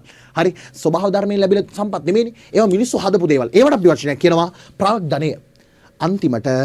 අන්තිම දැන් ඔයා හිතන්න ඉඩම තියෙනවා, වැඩ කරන සේවකයෝ ටිකක් ඉන්නවා, බිල්ඩින් ටික හදලා ඔක්කොම ප්‍රාග්ධනයක් තියෙනවා. හැබැයි ඔය බිස්නස් එක ප්ලෑන් කරන්න එකෙක් ඉන්න ඕනේ නේද? හරි. හරියට මේ විදියට වැඩේ කරමු කියලා මේ ටික හරියට බැලන්ස් කරගෙන ඉඩමත් පාවිච්චි කරලා බිල්ඩින් ටිකත් අරගෙන මිනිස්සුන්ගෙත් හරියට වැඩ අරගෙන ඔය හරියට ව්‍යාපාරේ පාලනය කරන්න ප්ලෑන් කරන කෙනෙක් ඉන්න ඕනේ නේද? අන්න ඒකට වචනයක් කියනවා මොකක් කියලාද? ව්‍යවසාය කියලා. ව්‍යවසායක් කියලා. හරි. එතකොට ව්‍යවසාය කියන්නේ මොකටද? ඒ කියන්නේ අලුත් දේවල් ප්ලෑන් කරන්න එපා. මේ භූමිය, ශ්‍රමය, ප්‍රාග්ධනය කියන සම්පත් ටික එකතු කරලා අලුතෙන් බිස්නස් එකක් පටන්ගෙන ඒක සාර්ථකව කරගෙන යන එකට තමයි කියන්නේ ව්‍යවසායකත්වයක් කියලා. හරි. ඒ කියන්නේ මතක තියාගන්න ওই ව්‍යවසාය කිය නැත්නම් බිස්නස් එක රඳාපවත්මක් නැහැ. අද පටන් ගන්න පුළුවන් බිස්නස් එකක් හෙට නැති වෙනවා. ඇයි ඒ? හරියට ප්ලෑන් කරන කෙනෙක් ඉන්න ඕනේ. හරි. අපි ඕනම දෙයක් පටන් ගද්දි හරියට ප්ලෑන් කරන කෙනෙක් ඉන්න එපයි. අන්න ඒකට තමයි සරල වචනයක් කියන්නේ මොකක් කියලාද? ව්‍යවසායක් කියලා. එහෙනම් මතක තියාගන්න නිෂ්පාදන සාධක කොමර්ස් වල ඇහුවොත් යෙදවුම් නිෂ්පාදන සාධක ප්‍රධාන හතරයි. මට කියන්නේ මොකද්ද නිෂ්පාදන සාධක හතර? භූමිය, ශ්‍රමය, ප්‍රාග්ධනය, ව්‍යවසායක තාලෙට පාඩම් කරපන් පුතා. හරි. අවුල නැහැ. ගෙදර කෑ ගහපන්. මං කිව්වේ පිස්සු බල්ලෙක් වගේ කෑ ගහපන්. හරි. ගෙදර අම්මලා බලයි මොකට පිස්සුද? මු ඔන්ලයින් පන්තියක් ඉදගෙන කෑ ගහනවානේ. කමන්නේ. හරි. මට කියන්නේ නිෂ්පාදන සාධක හතරයි. මොකද්ද නිෂ්පාදන සාධක හතර? භූමිය, ශ්‍රමය, ප්‍රාග්ධනය, ව්‍යවසාය. ඒ කියන්නේ මතක තියාගන්න ව්‍යාපාරයක් පටන් ගන්නව නම් භාණ්ඩ හා සේවා නිෂ්පාදනය කරනවා නම් කොමර්ස් වල ඇතුළට දාන්න ඕනේ හතරයි පුතේ. මුලින්ම දානවා මොකද්ද? භූමිය. හරි. මතක තියාගන්න. හරි. ඊළඟට දානවා මහන්සි වෙන්න එපයි. අපි වැඩ කරන්න එපයි මොන හරි හදද්දි ශ්‍රමය. ඊළඟට මැෂින් එකෝ මේව ඕනේ ප්‍රාග්ධනය. ඊළඟට එක ප්ලෑන් කරන්න කෙනෙක් ඉන්න ඕනේ ව්‍යවසාය. එහෙනම් මට කියන්න නිෂ්පාදන සාධක ප්‍රධාන හතරයි. මට කියන්න මොකද්ද නිෂ්පාදන සාධක හතර? භූමිය, ශ්‍රමය, ප්‍රාග්ධනය, ව්‍යවසාය. එච්චරයි. එහෙනම් නිෂ්පාදන සාධක හතරයි පුතේ. මොකද්ද නිෂ්පාදන සාධක හතර?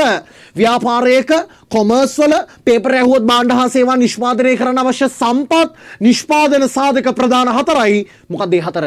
භූමිය, ශ්‍රමය, ප්‍රාග්ධනය, ව්‍යවසාය. මොකද හතර? භූමිය, ශ්‍රමය, ප්‍රාග්ධනය, ව්‍යවසාය. දැන් බලන්න නිවැරදි නිෂ්පාදන සාධක ඇතුළත් වගන්තිය අහනවා. මොකද වගන්තිය? උත්තරේ කීයද බලන්න බල. 7 වෙනි ප්‍රශ්නෙට උත්තරේ කීයද? නිවැරදි නිෂ්පාදන සාධක ඇතුළත් 4. මුලින්ම ඕනිය උදාහරණයක් මුලින්ම භූමිය ඕනේනේ, ස්වභාව ධර්මයේ සම්පත්තික ඕනේ. ඊළඟට මහන්සි වෙන්න ඕනේ ශ්‍රමය, යන්ත්‍ර ටික ඕනේ, ප්‍රාග්ධනය. ආයෙනම් ඒක ප්ලෑන් කරන්න කෙනෙක් ඉන්න ඕනේ ව්‍යවසාය. එච්චරයි. එහෙනම් මොකද උත්තරේ? උත්තරේ අංක 4. භූමිය, ශ්‍රමය, ප්‍රාග්ධනය, ව්‍යවසාය හයිලයිට් කරගන්න. උත්තරේට ඉරක් ගහලා ඒක හයිලයිට් කරගන්න. හරි. උත්තරේට ඉරක් ගැහුවා ඒක හයිලයිට් කරා. පට්ට වැදගත්තා. හරිද? එහෙනම් මට කියන්නේ නිෂ්පාදන සාධක හතරයි. මොකද ඒ හතර? භූමිය, ශ්‍රමය, ප්‍රාග්ධනය, ව්‍යවසාය. කෑ ගහපන්. භූමිය, ශ්‍රමය, ප්‍රාග්ධනය, ව්‍යවසාය. භූමිය ශ්‍රමය ප්‍රාග්ධන ව්‍යවසාය, භූමිය ශ්‍රමය ප්‍රාග්ධනය ව්‍යවසාය.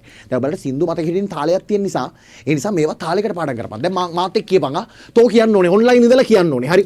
තෝ කියන්න ඕනේ. මොකද භූමිය ශ්‍රමය ප්‍රාග්ධන ව්‍යවසාය. මොකද භූමිය ශ්‍රමය ප්‍රාග්ධනය ව්‍යවසාය. දැන් ඇදලා පොඩ්ඩක් කියපන්. භූමිය ශ්‍රමය ප්‍රාග්ධනය ව්‍යවසාය. මොකද්ද? භූමිය ශ්‍රමය ප්‍රාග්ධනය ව්‍යවසාය. හරි. බලන්න ඉඳලා මෝ සයිකෝ මෝ ඔන්ලයින් ඉඳන් පිස්සු කෑ ගහනවා. නෑ මට ඕනේ තොට කොහොම හරි මේක පාඩම් තියන්න. හරි. තොර මේක පාඩම් තියෙන්න ඕනේ. නැත්තම් පන්තිරාම දේනවා සටපට බල වෙන්න. හරි. ඒ නිසා හරියට බලාගනි. රයිට්. අපි මේවත් ලියාගමුද? එතකොට නිකන් අපිට ෆිට් නේ බා. ඔය පල්ලෙහැයින් හරි. දැන් උඹලගේ ටියුට් එකේ තියෙනවනේ භූමිය ශ්‍රමය ප්‍රාග්ධනය ව්‍යවසාය කියලා පාර්ට් එකක්. මේ අට පල්ලෙහා ඉඩ තියෙනව නේද? මේ අටවෙනි එකේ පල්ලෙහා ඉඩ තියෙනවනේ. මේ දෙන මේ කෑල්ලේ. මෙන්න මේ කෑල්ලේ ඔය ලියා ගන්නකෝ නිෂ්පාදන සාධක හතර මෙහෙම භූමිය කියලා ලියන්න මුලින් අංක 1 භූමිය. අංක 1 භූමිය. ඒක ඉස්සරහට ඉරක් ගහගෙන ලියා ගන්න. හරි භූමිය ලියා ගන්න. ස්වභාව ධර්මයෙන් ලැබී ඇති සියලුම සම්පත් එහෙම ලියන්න. අවුලක් නැහැ. සරලව ලියා ගන්න. භූමියට ඉරක් ගහලා ලියා ගන්න ස්වභාව ධර්මයෙන් ලැබී ඇති සියලුම සම්පත්. ස්වභාව ධර්මයෙන් ලැබී ඇති සියලුම සම්පත්. හරිද? ඔය එන ඒකට උදාහරණයක් ලියන්න ඕන. හරි. පස, වන සම්පත, ඛනිජ සම්පත අන්න එහෙම ලියන්න. ස්වභාව ධර්මයෙන් ලැබෙන සම්පත් තියෙනවනේ. ඒක තමයි භූමිය. ස්වභාව ධර්ම භූමිය කිව්වා ස්වභාව ධර්මයෙන් ලැබී ඇති සියලුම සම්පත්. ආයි කියනවා. ආයි කියන්නේ තෝ බැක් ඵලයක්. ලයිව් එකක් නෑනේ මුල් ටිකේ. හරි.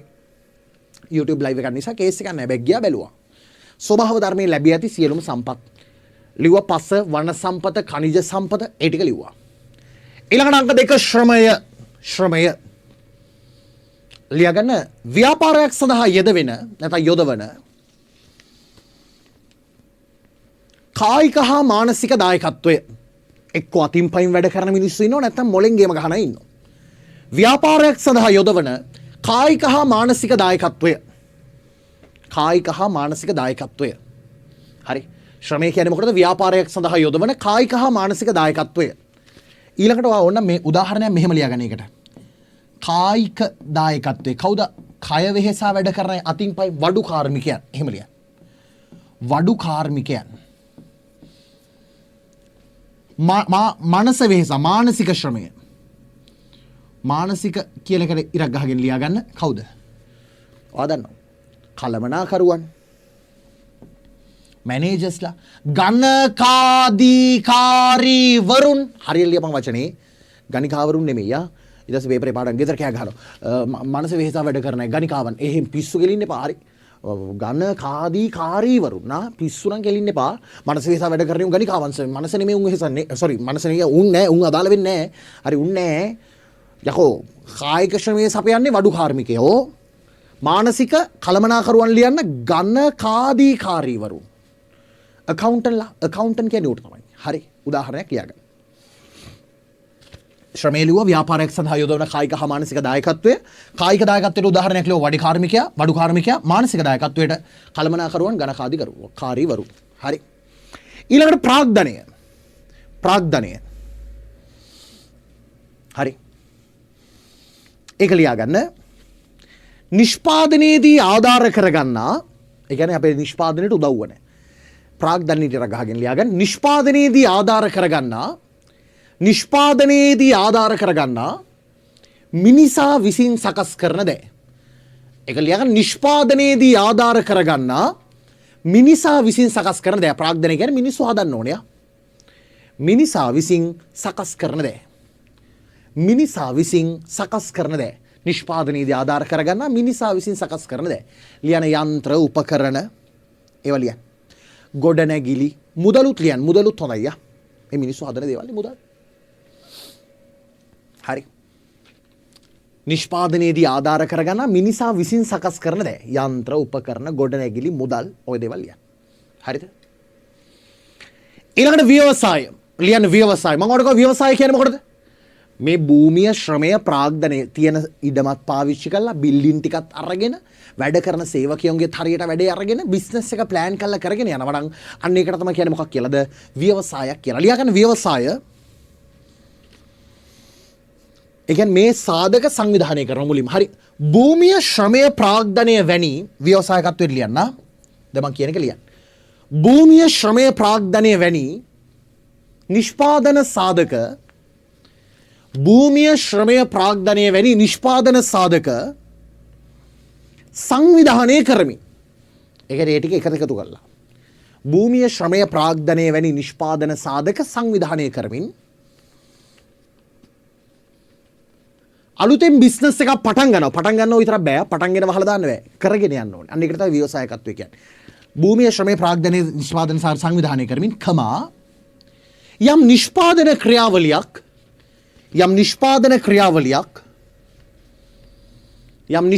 ක්‍රියාවලියක් ආරම්භ කර පවත්වාගෙන යෑම.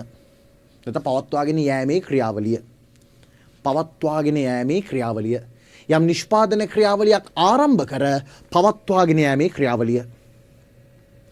එනම් ව්‍යවසායකත්වය කියන්නේ මොකටද?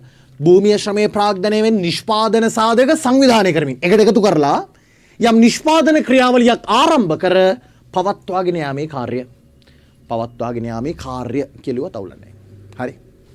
ඔය හයිලයිට් කරගන්න භූමිය ශ්‍රමය ඕනේ. අපි දන්නවා නිෂ්පාදන සාධක හයිලයිට් කරගන්න නිෂ්පාදන සාධක සංවිධානය කරමින් යම් නිෂ්පාදන ක්‍රියාවලියක් ආරම්භ කර පවත්වාගෙන යාම හයිලයිට් කරගන්න. නිෂ්පාදන සාධක සංවිධානය කරමින් යම් නිෂ්පාදන ක්‍රියාවලියක් ආරම්භ කර පවත්වාගෙන යාම. නිෂ්පාදන සාධක සංවිධානය කරමින් යම් නිෂ්පාදන ක්‍රියාවලියක් ආරම්භ කර පවත්වාගෙන යාම. එච්චරයි. හයිලයිට් කරගත්තා. හරිද? ඒ තව වැදගත් දෙයක් තියෙනවා ලියාගමුද? ඕකේ. හරි. ඔයාලට මම පට්ටා රිවිෂන් එක කිව්වට උඹට මේ සම්පූර්ණ තියරිම උගන්වනවා. හරි. ආයි ඔක්කොම ටික උගන්වනවා. ආයි පොඩි පාර්ට් එකක්වත් මිස් වෙන්නේ නැහැ. තොට ආයි කොමර්ස් පොවල යවන්නේ. පේපරේ වඩාගෙන ලියන්න තියෙන මේ ටික හරියට බලාගෙන ගිහිල්ලා. හරි. ඔයාලා ලියාගන්න ඔය ව්‍යවසායකත්වය යටින් ව්‍යවසායකයාගේ ප්‍රධාන ලක්ෂණය.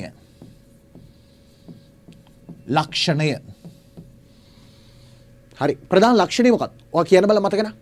ප්‍රධාන ව්‍යවසායකයෙක් වෙන්න නම් අලුත් දෙයක් හිතන කෙනෙක් වෙන්න නම් තියෙන්න ඕනේ ප්‍රධානම ලක්ෂණය මොකක්ද? එයා රිස්ක් එකක් ගන්න ඕනේ.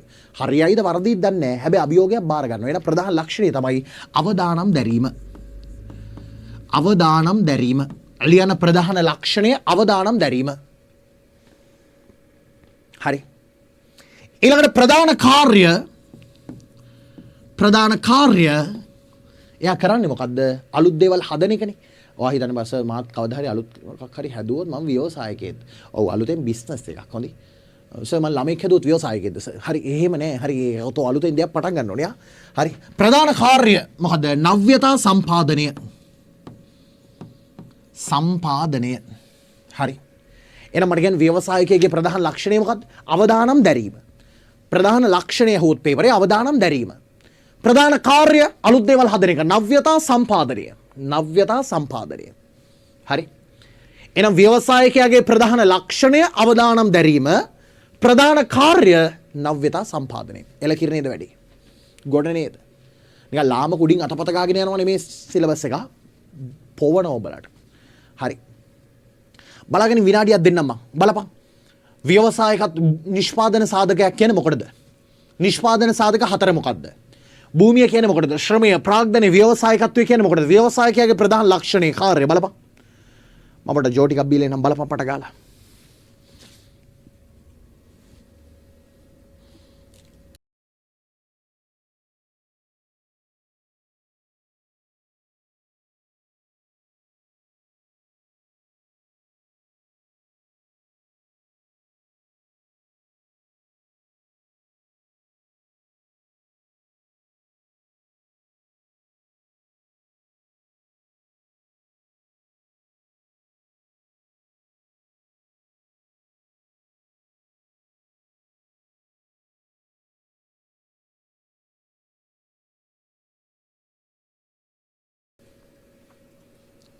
රයිට්.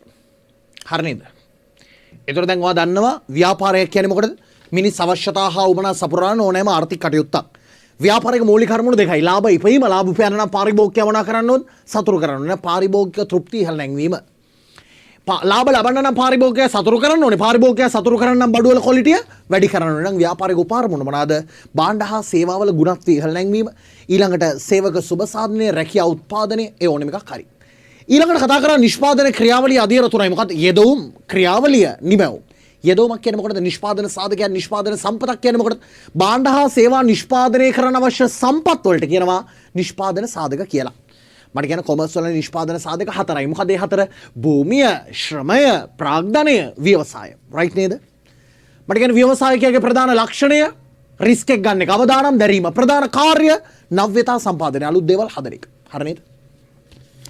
ඊළඟට අන්තිම මාතෘකාව මේ පාඩමේ ව්‍යාපාරික ඇල්මැති පාර්ශවයන්. මට කියන ඇල්මැති පාර්ශවයන් කියන්නේ කාටද? ඇල්මැති පාර්ශව කියන්නේ කාටද? අපි කියන හොයලා බලන, අපිට ආදරය කරන. දැන් ඔබ හිතන් ඇල්මැති පාර්ශව කොම්පිරිය ආදරය කරනයිම නෙමෙයි, අපිට කෙලවන්න බලාගෙන ඉන්නේ. අපි ගැන හොයලා බලන උන් ඉන්නව නේද? ඒ අපි ගැන හොයලා බලන උන්ට තමයි කියන්නේ ඇල්මැති පාර්ශව කියලා. හරි. ඒ කියන්නේ අපි ගැන ඔයා වැඩ කරනවද? දැන් අපේ ගෙදර සාමාන්‍ය අම්මා තාත්තා හොයලා බලනවා. නංගි බලනවා.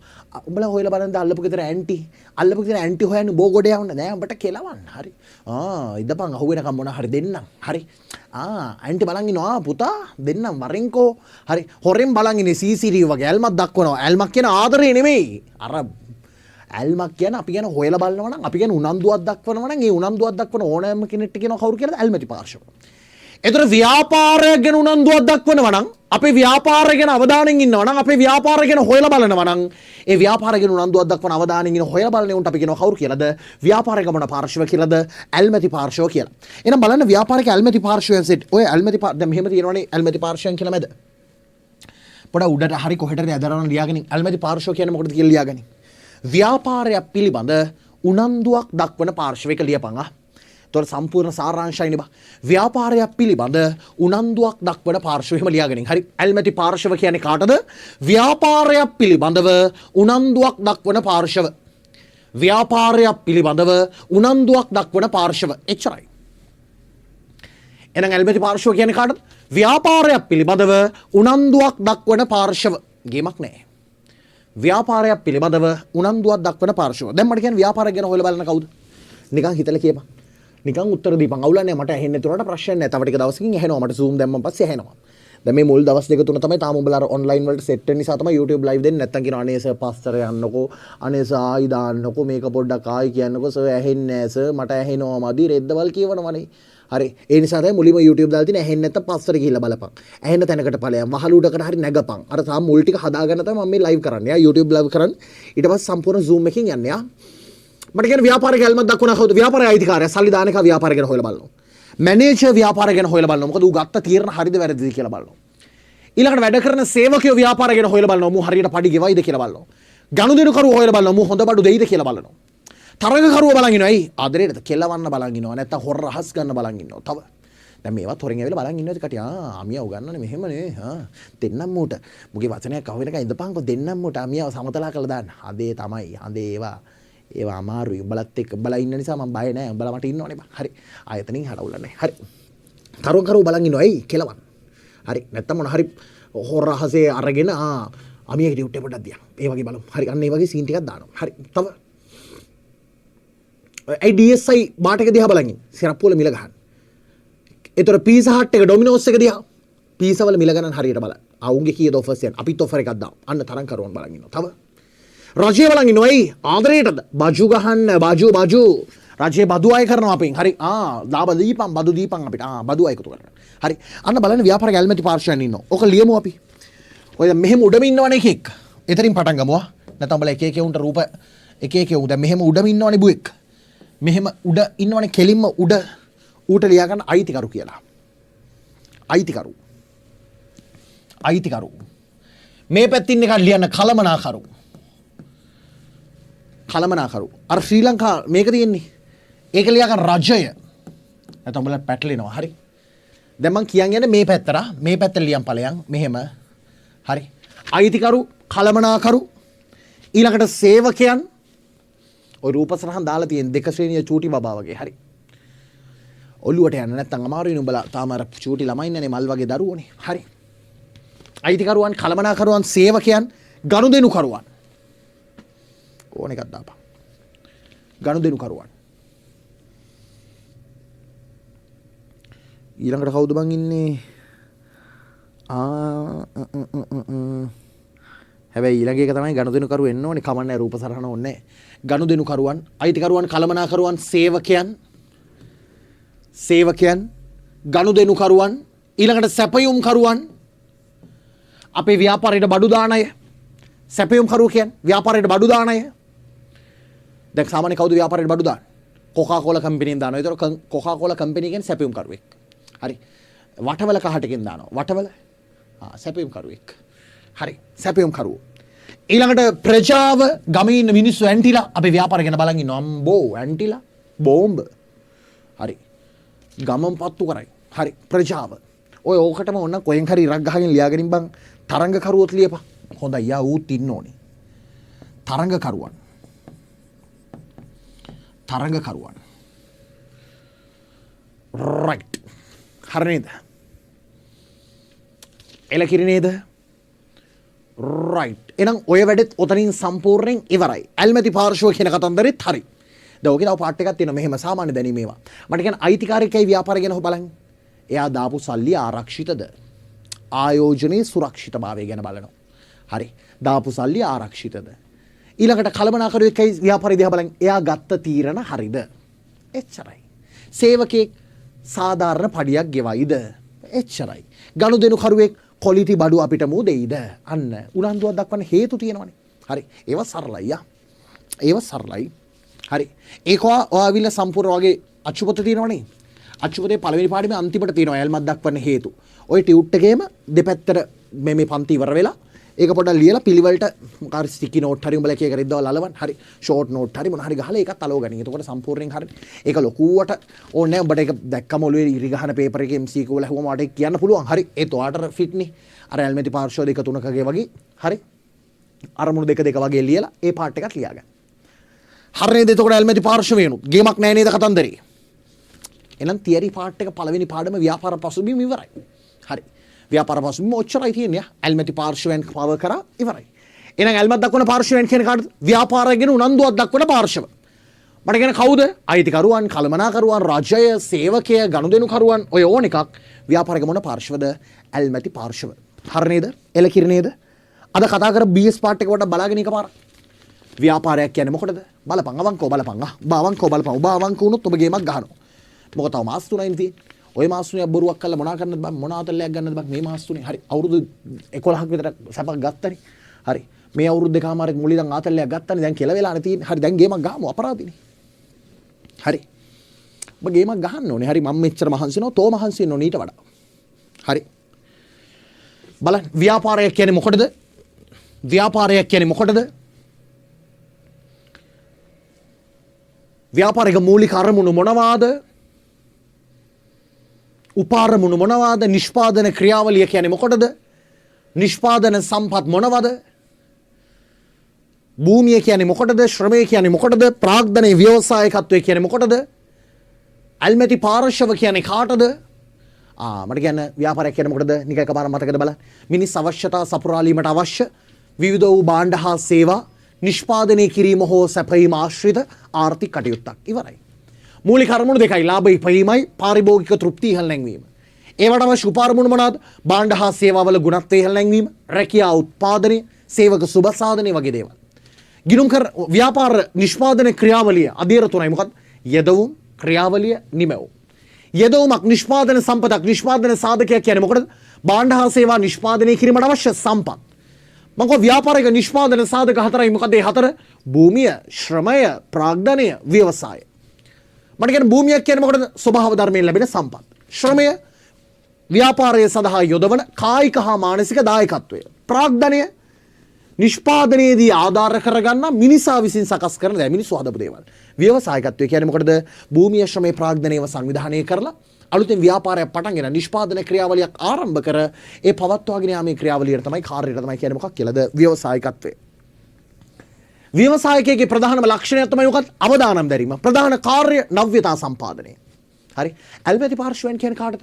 ව්‍යාපාරයක් පිළිබඳ උනන්දුවක් දක්වන පාර්ශ්ව. ඇල්මැති පාර්ශ්වයන් කියන්නේ කාටද? ව්‍යාපාරයක් පිළිබඳ උනන්දුවක් දක්වන පාර්ශ්ව.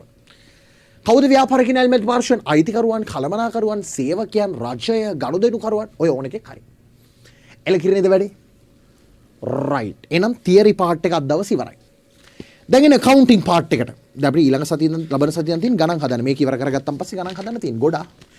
right ගිණුම් කරණය. දැන් ගිය සතියේ අපි කතා කරා ගිණුම් කරණය කියන්නේ මොකටද? ව්‍යාපාරයක් පිළිබඳ ඇල්මක් දක්වන පාර්ශවයන්ට තීරණ ගැනීමට ප්‍රයෝජනවත් වන තොරතුරු සැපීමේ ක්‍රියාවලිය. මම කිව්වා ගිණුම් කරණය කියන්නේ ගහක් නම් ඒ ගිණුම් කරණය කියන ගහේ රඳා පැවැත්ම තීරණය වෙලා තියෙන ප්‍රධාන මුල් පහක එකතුවකින්. මොකද මේ මුල් පහ? ඔයාලා දන්නවා මොකද බය නැතුව කියන්න ඕනේ. මොකද්ද? වත්කම්, වගකීම්, හිමිකම්, ආදායම්, වියදම්. එහෙනම් මට කියන්නේ ගිණුම් කරණයේ මූලිකාංග පහයි. මට කියන්නේ ගිණුම් කරණය කියන විෂය හැදිලා තියෙන්නේ මූල පද්ධති පහක එකතුවකින්. ගිණුම් කරණය කියන්නේ ගහක් නම් ඒ ගිණුම් කරණය කියන ගහේ රඳා පැවැත්ම තීරණය වෙලා තියෙන්නේ ප්‍රධාන මුල් පහක එකතුවකින්. මොකක්ද මේ මුල් පහ? වත්කම්, වගකීම්, හිමිකම්, ආදායම්, වියදම්. මොකද්ද ගිණුම් කරණයේ මූලිකාංග පහ? බය නැතුව කියන්න. වත්කම්, වගකීම්, හිමිකම්, ආදායම්, වියදම්. හරි බල ඉයර්ෆෝන් දාන් ඉන්නවනේ නිකන් කන පැලෙනවා වගේ ඇතිනේ. හරි හොඳයි ඒක ඇත්තටම. හරි. නැත්තම් තොපිලට රැට නිින්ද යන්න පුළුවන්. හරි. මෙහපන්. දැන් මම මේ කෑ ගහනේවා රෑ නිදි මත නිින්දෙත් මතක් වෙන්න ඕන. අම්මට අරු කෑ ගැහුවනේ අකෝ එකපාර රෑට. හරි අර ඒව මතක් වෙන්න ඕනේ. හරි මතක් වෙලා එකපාර පාඩම් කරන්න ඕනේ. හරි. ඒතර ගිණුම් කරණයේ මූලිකාංග පහයි. පේපර් එකේ හොත් ගිණුම් කරණයේ මූලිකාංග පහයි. මොකද මූලිකාංග පහ? වත්කම්, වගකීම්, හිමිකම්, ආදායම්, වියදම්. රයිට්ද? ඊළඟට අපි ගිය සතියේ වත්කම් කතා කරා. වත්කමක් කියන්නේ මොකටද? ව්‍යාපාරයක තියෙන සම්පත්. ව්‍යාපාරයක් පටන් ගද්දි මේ තියෙන බෝඩ් එක, ෆෑන්, ලයිට්, හරි ගෙදර වාගේ තියෙන සම්පත් ටික ව්‍යාපාරයේ සම්පත් තමයි මොකක් කියන්නේද? වත්කම් කියලා කියන්නේ. අද එනවා මොකටද? වගකීම් වලට. බලන්න තියෙනවා වගකීමක්. වගකීම් කියන්නේ මොකටද? සරලම දේ තමයි අපි ණයට මොනා හරි බඩුවක් ගන්නවා. නැත්නම් ණයට සල්ලි ගන්නවා. ණයට මොනා හරි කරාම ගෙවන්න තියෙන ණය තමයි මොකක් කියන්නේද? වගකීමක් කියලා කියන්නේ. එහෙනම් වගකීමක් කියන්නේ මොකටද? සරල දේ. ව්‍යාපාරයක් විසින් ගෙවන්න ඕනේ ණයට තමයි කියන්නේ මොකක් කියලාද? වගකීමක් කියලා. ණයක් ඇති වෙන්නේ කොහොමද? එක්ක ඔයා කාගෙන් හරි ණයට සල්ලි ගන්න ඕනේ. එහෙම නැත්නම් කාගෙන් හරි ණයට බඩු ගන්න ඕනේ. එහෙම නැත්නම් ණයක් ගන්න ඕනේ. නැත්නම් ගෙවන්න නැතුව ඉන්න ඕනේ, ගෙවන්න ඕන එකක්. අන්නේ වෙන ණයට තමයි සරලව කියන්නේ මොකක් කියලාද? වගකීමක් කියලා. බලන්න තියෙනවා වගකීම් ව්‍යාපාරයක් විසින් ගෙවිය යුතු අගය හයිලයිට් කරගන්න. ව්‍යාපාරයක් විසින් ගෙවිය යුතු අගය. නැත්නම් දාගන්න ඔය අගය තියෙනවනේ එතනට ණය කියලා ලියාගන්න. කපන්න එපා උඩින් ලියාගන්න ණය. ව්‍යාපාරයක් විසින් ගෙවිය යුතු අගය. ණය අවුලක් නැහැ. හරි ගෙවන්න ඕනේ ගාන. ගෙවන්න ඕනේ. වියදම නෙමෙයි. අර ණයට බඩු අරගෙන ගෙවන්න ඕනේ. හරි. ණයට සල්ලි අරගෙන ගෙවන්න ඕනේ. අන්න ඒවට තමයි කියන්නේ වගකීම් කියලා. හරි. බලන්න වගකීම් වලට තියෙන උදාහරණ මොනවද? මම අර රූප සරහ දාලාම තියෙනවා. උඹලා ගොඩක් බුද්ධිමත් නිසා. මුලින්ම තියෙනවා බැංකු ණය. අපි බැංකුවෙන් ලෝන් එකක් ගන්නවා. මං ඌට ගෙවන්න එපයි. අන්න බැංකු ණය වගකීමක්. බැංකු ණය. බැංකුවෙන් ලක්ෂ 5ක් ගන්නවා මං කියනවා ගෙවන්නම් ඉදපන් දෙන්නම්. හරි අන්න ගන්න ණය වගකීමක්. කියන්නේ මං ගෙවන්න තියෙන ණය. ඊළඟට උඩම තියෙන උකස් ණය. ඔය රත්තරන් බඩු උකස් කියලා ණය ගන්න. අන්න උකස් ණය. උකස් ණය. ඊළඟට මොනවද තියෙන්නේ? ණය හිමි. ණය හිමි කියන්නේ මං කාගෙන් හරි බඩු ණයට ගන්නවා. හරි.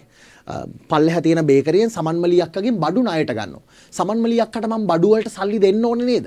මම ණයට ගත්තම මම ඌට ගෙවන්න ඕනේ නේද? සමන්මලිට ගෙවන්න ඕනේ නේද? ගෙවන්න ඕනේ ණයට තමයි කියන්නේ මොකක් කියලාද? වගකීමක් කියලා. ණය හිමි. බලන්න එක සුද්ධ සිංහලෙන් දීලාම තියෙනවා. හරි බලන්න. අපි බඩු ණයට ගත්තා. එම මුදල් ගෙවිය යුතුයි. බලපන්. නිකන් දෙකසේනි චූටි බබා වගේ. හරි. ඔබට ආයි ණය හිමි ණය ගැති පැටලෙන්න බෑ. ණය හිමි කියන්නේ මොකටද නං? මම ණයකට හිමි. මම ගෙවිය යුතුයි. හරි. එහෙනම් මම ණයට බඩු අරගෙන මං ගෙවන්න තියෙන ණය තමයි ණය හිමි කියලා කියන්නේ.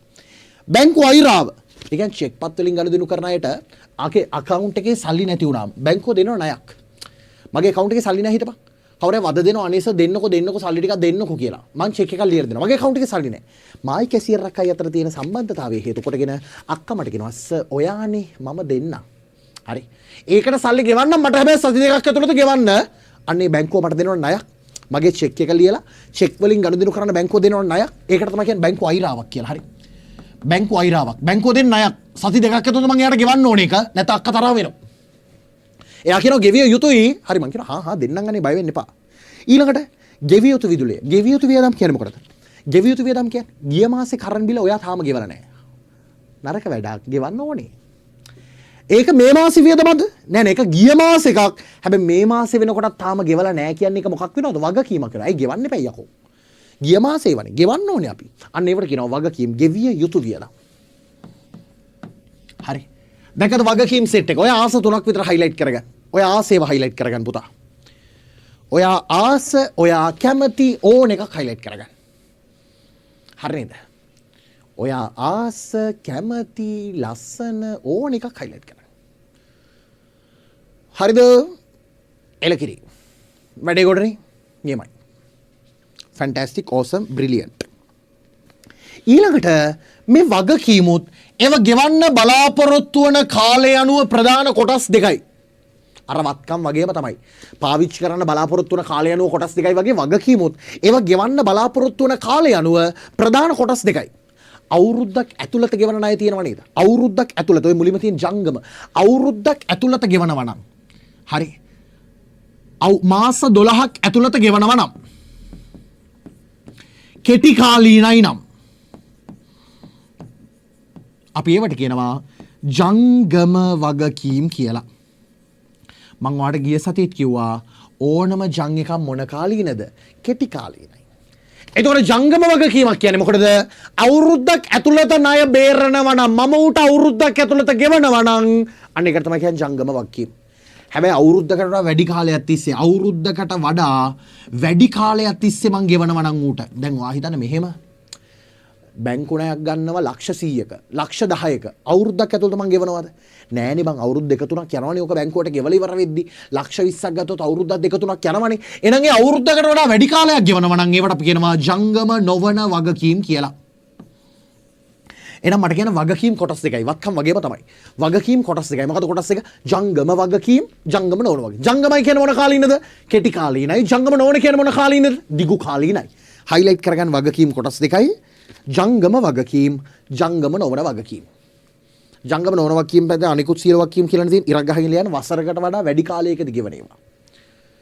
වසරකට වඩා වැඩි කාලයකදී ගෙවන. එහෙම ලියාගන්න. අවුලක් නැහැ. එතකොට ඔබට තේරෙනවනේ. සීන් එක තේරෙනව නේද? වැඩේ කොට නේද? ෆිට නේද? ගේමක් නැහැනේ. නතින් නේ පුතා. එලකිරි. හරි. එතන වගකීම් කොටස් දෙකයි. මොකද ජංගම වගකීම්, ජංගම නොවන වගකීම්. එලකිරි නේද? right. එතන මට කියන ජංගම වගකීමක් කියන්නේ මොකටද? ජංගම වගකීමක් කියන්නේ මොකටද? අවුරුද්දක් ඇතුළත ගෙවන ඒවා. ජංගම නොවන කියන්නේ මොකටද? අවුරුද්දකට වඩා වැඩි කාලයකට ගෙවන. හොඳට මතක තියාගන්න. මේක ලේසි මතක තියාගන්න. උඹලගේ O level අවුරුදු දෙකටම සිලබස් එකේම ජංගම නොවන වගකීම් දෙකයි තියෙන්නේ. එකක් බැංකු ණය, අනිත් එක උකස් ණය. ඔච්චරයි. ඔතනින් එහාට වෙන කිසිම ජංගම නොවන වගකීමක් නැහැ. උඹලගේ සිලබස් එකටම ජංගම නොවන වගකීම් තියෙන්නේ දෙකයි. එකක් තමයි මොකද්ද? බැංකු ණය. අනිත් එක තමයි මොකද්ද? උකස් ණය. ඔච්චරයි. උඹලගේ සිලබස් එකටම ජංගම නොවන වගකීම් තියෙන්නේ දෙකයි.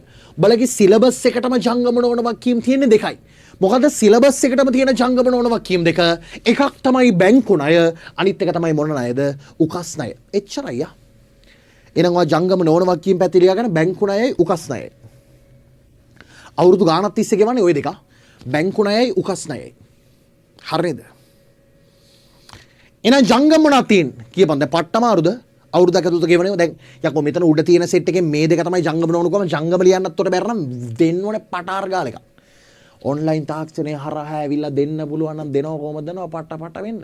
දෙන්න බෑනේ. ඉස්සරහට තාක්ෂණය AI තාක්ෂණය හරි මොන හරි ආවා. බෙල්ලෙන් ඇදලා නම් යකෝ බැරිද යකෝ දෙනවා. හරි. එහෙනම් ජංගම වගකීම මොනවාද? ණය හිමි මේ පැතිලියන් ජංගම වගකීම් පැතිලියන් ණය හිමි බැංකු අයිරාව ගෙවිය යුතු වියදම්. බැංකු අයිරාව ගෙවිය යුතු වියදම්. ෆිට් නේද වැඩි? එලකිරි නේද? නියමයි. දැන් මං ඔයාලට කිව්වා ගිය සතියේ වගේ පොඩි එකෙක් ඇහුවොත් දැන් පොඩි උන් හින පඬිතයි මං කිව්වේ පැහිලා නින් පොඩි එකෙක් කතා කරලා අහනවා අයියේ බැංකු ණය කියන්නේ වගකීමක්ද? ඔයා වීරයා වගේ කියනවා ඔව්ඩෝ වගකීමක් තමයි. පොඩි එක අහනවා ඔයා කොහොමද ඒක වගකීමක් කියලා කියන්නේ. ඒ කියන්නේ වත්කමක් වගේම වගකීමක් වෙන්නත් ලක්ෂණ තුනක් තියෙනවා. පළවෙනි එක තමයි වත්කමක ලක්ෂණය මොකද? පළවෙනි එක මතකද බලන්න. අතීත ගනුදෙනුවක ප්‍රතිඵලයක් වීම. එහෙනම් වගකීමකත් පළවෙනි ලක්ෂණය ඒකම තමයි. ඊයේ මම බැංකුවෙන් ණයක් ගත්ත නිසාද මම බැංකුවට ණයයි. එහෙනම් පළවෙනි ලක්ෂණය මොකක්ද? අතීත ගනුදෙනුවක ප්‍රතිඵලයක් වීම. අතීත ගනුදෙනුවක ප්‍රතිඵලයක් වීම. එහෙනම් වගකීමකත් පළවෙනි ලක්ෂණය මොකක්ද? අතීත ගනුදෙනුවක ප්‍රතිඵලයක් වීම. හරිද? නියමයි. වත්කමක නම් දෙවෙනි එක මොකද්ද? ව්‍යාපාරය විසින් පාලනය කරනවා. දැන් බැංකු ණය මට පාලනය කරන්න පුළුවන්ද? බැංකුව කතා කරලා ණය ඉල්ලනවා. අනේ මේ ඵලයන්ඩ යන්න මට ඕන නැතයි මන් දෙවන්. අර එහෙම උන් ඉන්නවා ණය අරගෙන කාගෙන් හරි උගේ දැන් අපි සමහරවෙන් ණය අපි සල්ලි දීලා තියෙන. අපි ලැජ්ජයි උගෙන් ඉල්ලන්න. අපි මේ අනේ හරි දෙන්නකො පුළුවන් වෙලාවක දෙන්නකො. අපිට ලැජ්ජ. ඌ ලැජ්ජවත් නැතුව අපේ මූණවත් බලනවා බා. අපිට ලැජ්ජ නැතුව කතා බහ කරලා අපිත් එක්ක ඉන්නවා. ඌ හැබැයි අපිට ණයයි. ඌ දෙන්න හෙට දෙන්න ගන්න ලබන සතිය දෙන්න ඊළඟ අවුරුද්ද දෙන්න කියනවා. ඌගේ වැඩ හැම රිද්දම කරගන්නවා. හරි. උගේ හැමදේම කරගන්නවා. ඌ ට්‍රිප් යනවද, ඌ පාටි ගන්නවද, ඌ ආතල් ගන්නවද ඔක්කොම කරනවා. හැබැයි අපේ ණය ඌට මතක නැහැ. හරි. එහෙම නිසා දැන් අපි සමහරවිට උගෙන් ඉල්ලද්දි ඌ අපි ඉල්ලද්දි දැන් අපි කාගෙන් හරි ණයක් අපි ණයට අරගෙන අපිට පුළුවන් ද කියන්න මේ සමහර උන් ඉන්නවා. හරි. හැබැයි අපිට බෑ එහෙම. හරි. දැන් බැංකුවට කතා කරලා කියනවා මං ගෙවන්නේ නැහැ. ඔබ පුළුවන් දෙයක් කරපන්. එහෙම පුළුවන්ද කියන්නේ? බැංකුවට කතා කරලා කියනවා මං ගෙවන්නේ නැහැ. ණයට බඩුව අරන් මං ගෙවන්නේ මං ගෙවන්නේ පිස්සුද? මං ගෙවන්නේ නැහැ. කන පැලෙන්න ගහයි බැංකුව. හරි. ඒ කියන්නේ මට පාලනය කරන්න පුළුවන්ද බැංකුව? බෑ මං කවදා හරි බැංකුවට අනිවාර්යෙන් ගෙවිය යුතුයි. මං බැංකුවට ඒක ගෙවන්න බැඳිලා ඉන්නවා. අපි ඒ නිසා කියනවා වගකීමක දෙවෙනි ලක්ෂණය වර්තමාන බැඳීමක් පැවතීම. බැඳීමක් පැවතීම. වර්තමාන බැඳීමක් තියෙනවා. හරි. ඒ කියන්නේ මම එයාට බැංකුවට ගෙවන්න බැඳිලා ඉන්නවා. මං ණය හිමියට ගෙවන්න බැඳිලා ඉන්නවා. හරි. මම බැංකුව අයිරාව බැංකුවට ගෙවන්න බැඳිලා ඉන්නවා. මම බැඳිලා ඉන්නවා. ඒ නිසා අපි කියනවා වර්තමාන බැඳීමක් තිබීම. උඹලට මම ලියාගන්න කිව්වේ නෑනේ. ලියාගම් පල්ලෙහෙන් ඔය පිටුවේම යටින් ලියාගන්න. වගකීමක ලක්ෂණ කියලා දාගන්න. වගකීමක ලක්ෂණ කියලා දාගන්න. ලියන පළවෙනි එක අතීත ගනුදෙනුවක ප්‍රතිඵලයක් වීම. ඊයේ මම බැංකුවත් එක්ක ගනුදෙනු කරපු නිසාද බැංකුවට ණය. අතීත ගනුදෙනුවක ප්‍රතිඵලයක් වීම. ඊළඟට දෙවෙනි එක වර්තමාන බැඳීමක් තිබීම. මම බැංකුවට එක ගෙවන්න බැඳිලා ඉන්නවා. හරි. වර්තමාන බැඳීමක් තිබීම. වර්තමාන බැඳීමක් තිබීම. කවදා හරි බැංකුවට මම ඕක ගෙවද්දි මගේ ලාච්චුවෙන් සල්ලි එළියට ගලාගෙන යනවා. ණය හිමියට ගෙවද්දි ලාච්චුවෙන් සල්ලි එළියට ගලාගෙන යනවා. විදුලි බිල ගෙවන්න ඕන එක ගෙවද්දි ලාච්චුවෙන් සල්ලි එළියට ගලාගෙන යනවා. අයිරාව ගෙවද්දි ලාච්චුවෙන් සල්ලි එළියට ගලාගෙන යනවා. එහෙනම් ලියන තුන්වෙනි ලක්ෂණය වත්කමක නම් ගලාගෙන ආව ඇතුළට ගලාගෙන එනවා. වගකීමකදී එළියට ගලාගෙන යනවා. ලියන්න වගකීමක තුන්වෙනි ලක්ෂණය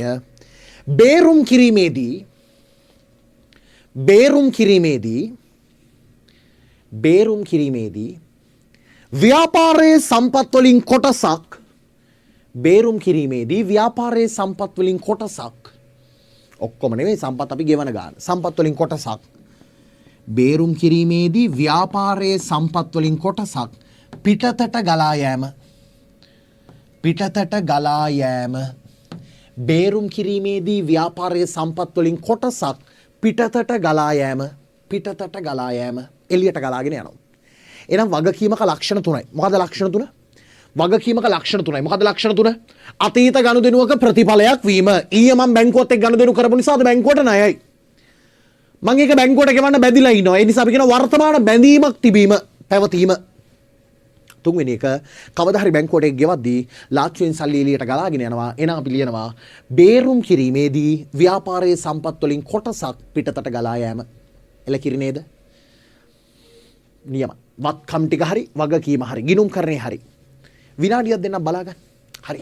ඒ කියන්නේ බලාගනින් සම්පූර්ණ වගකීමක් කියන්නේ මොකටද? හරි. වගකීමක ලක්ෂණ තුන ජංගම වගකීම් මොනවාද? ජංගම නොවන වගකීම් මොනවාද? බලන්න. ඒකත් බලලා වත්කම් ටිකේ නම් මතක් කරගන්න. වත්කමක් කියන්නේ මොකටද?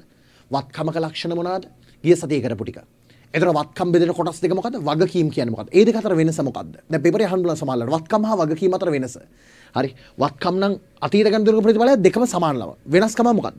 වත්කමක ව්‍යාපාරයේ පාලනයට යතත් වගකීමක වර්තමාන බැඳීමක් තියෙනවා. වත්කමක අනාගත ආර්ථික ප්‍රතිලාභ ගලාගෙන එනවා. වගකීමක සම්පත් පිටතට ගලාගෙන යනවා. අන්න ඕවා. හරි. බලාගන්න එකපාරක් මම විනාඩියක් දෙන්නම් බලාගන්න. පට ගාලා. අවංකව බලපන් ආ. උඹ ෆිට වෙන්න ඕනේ.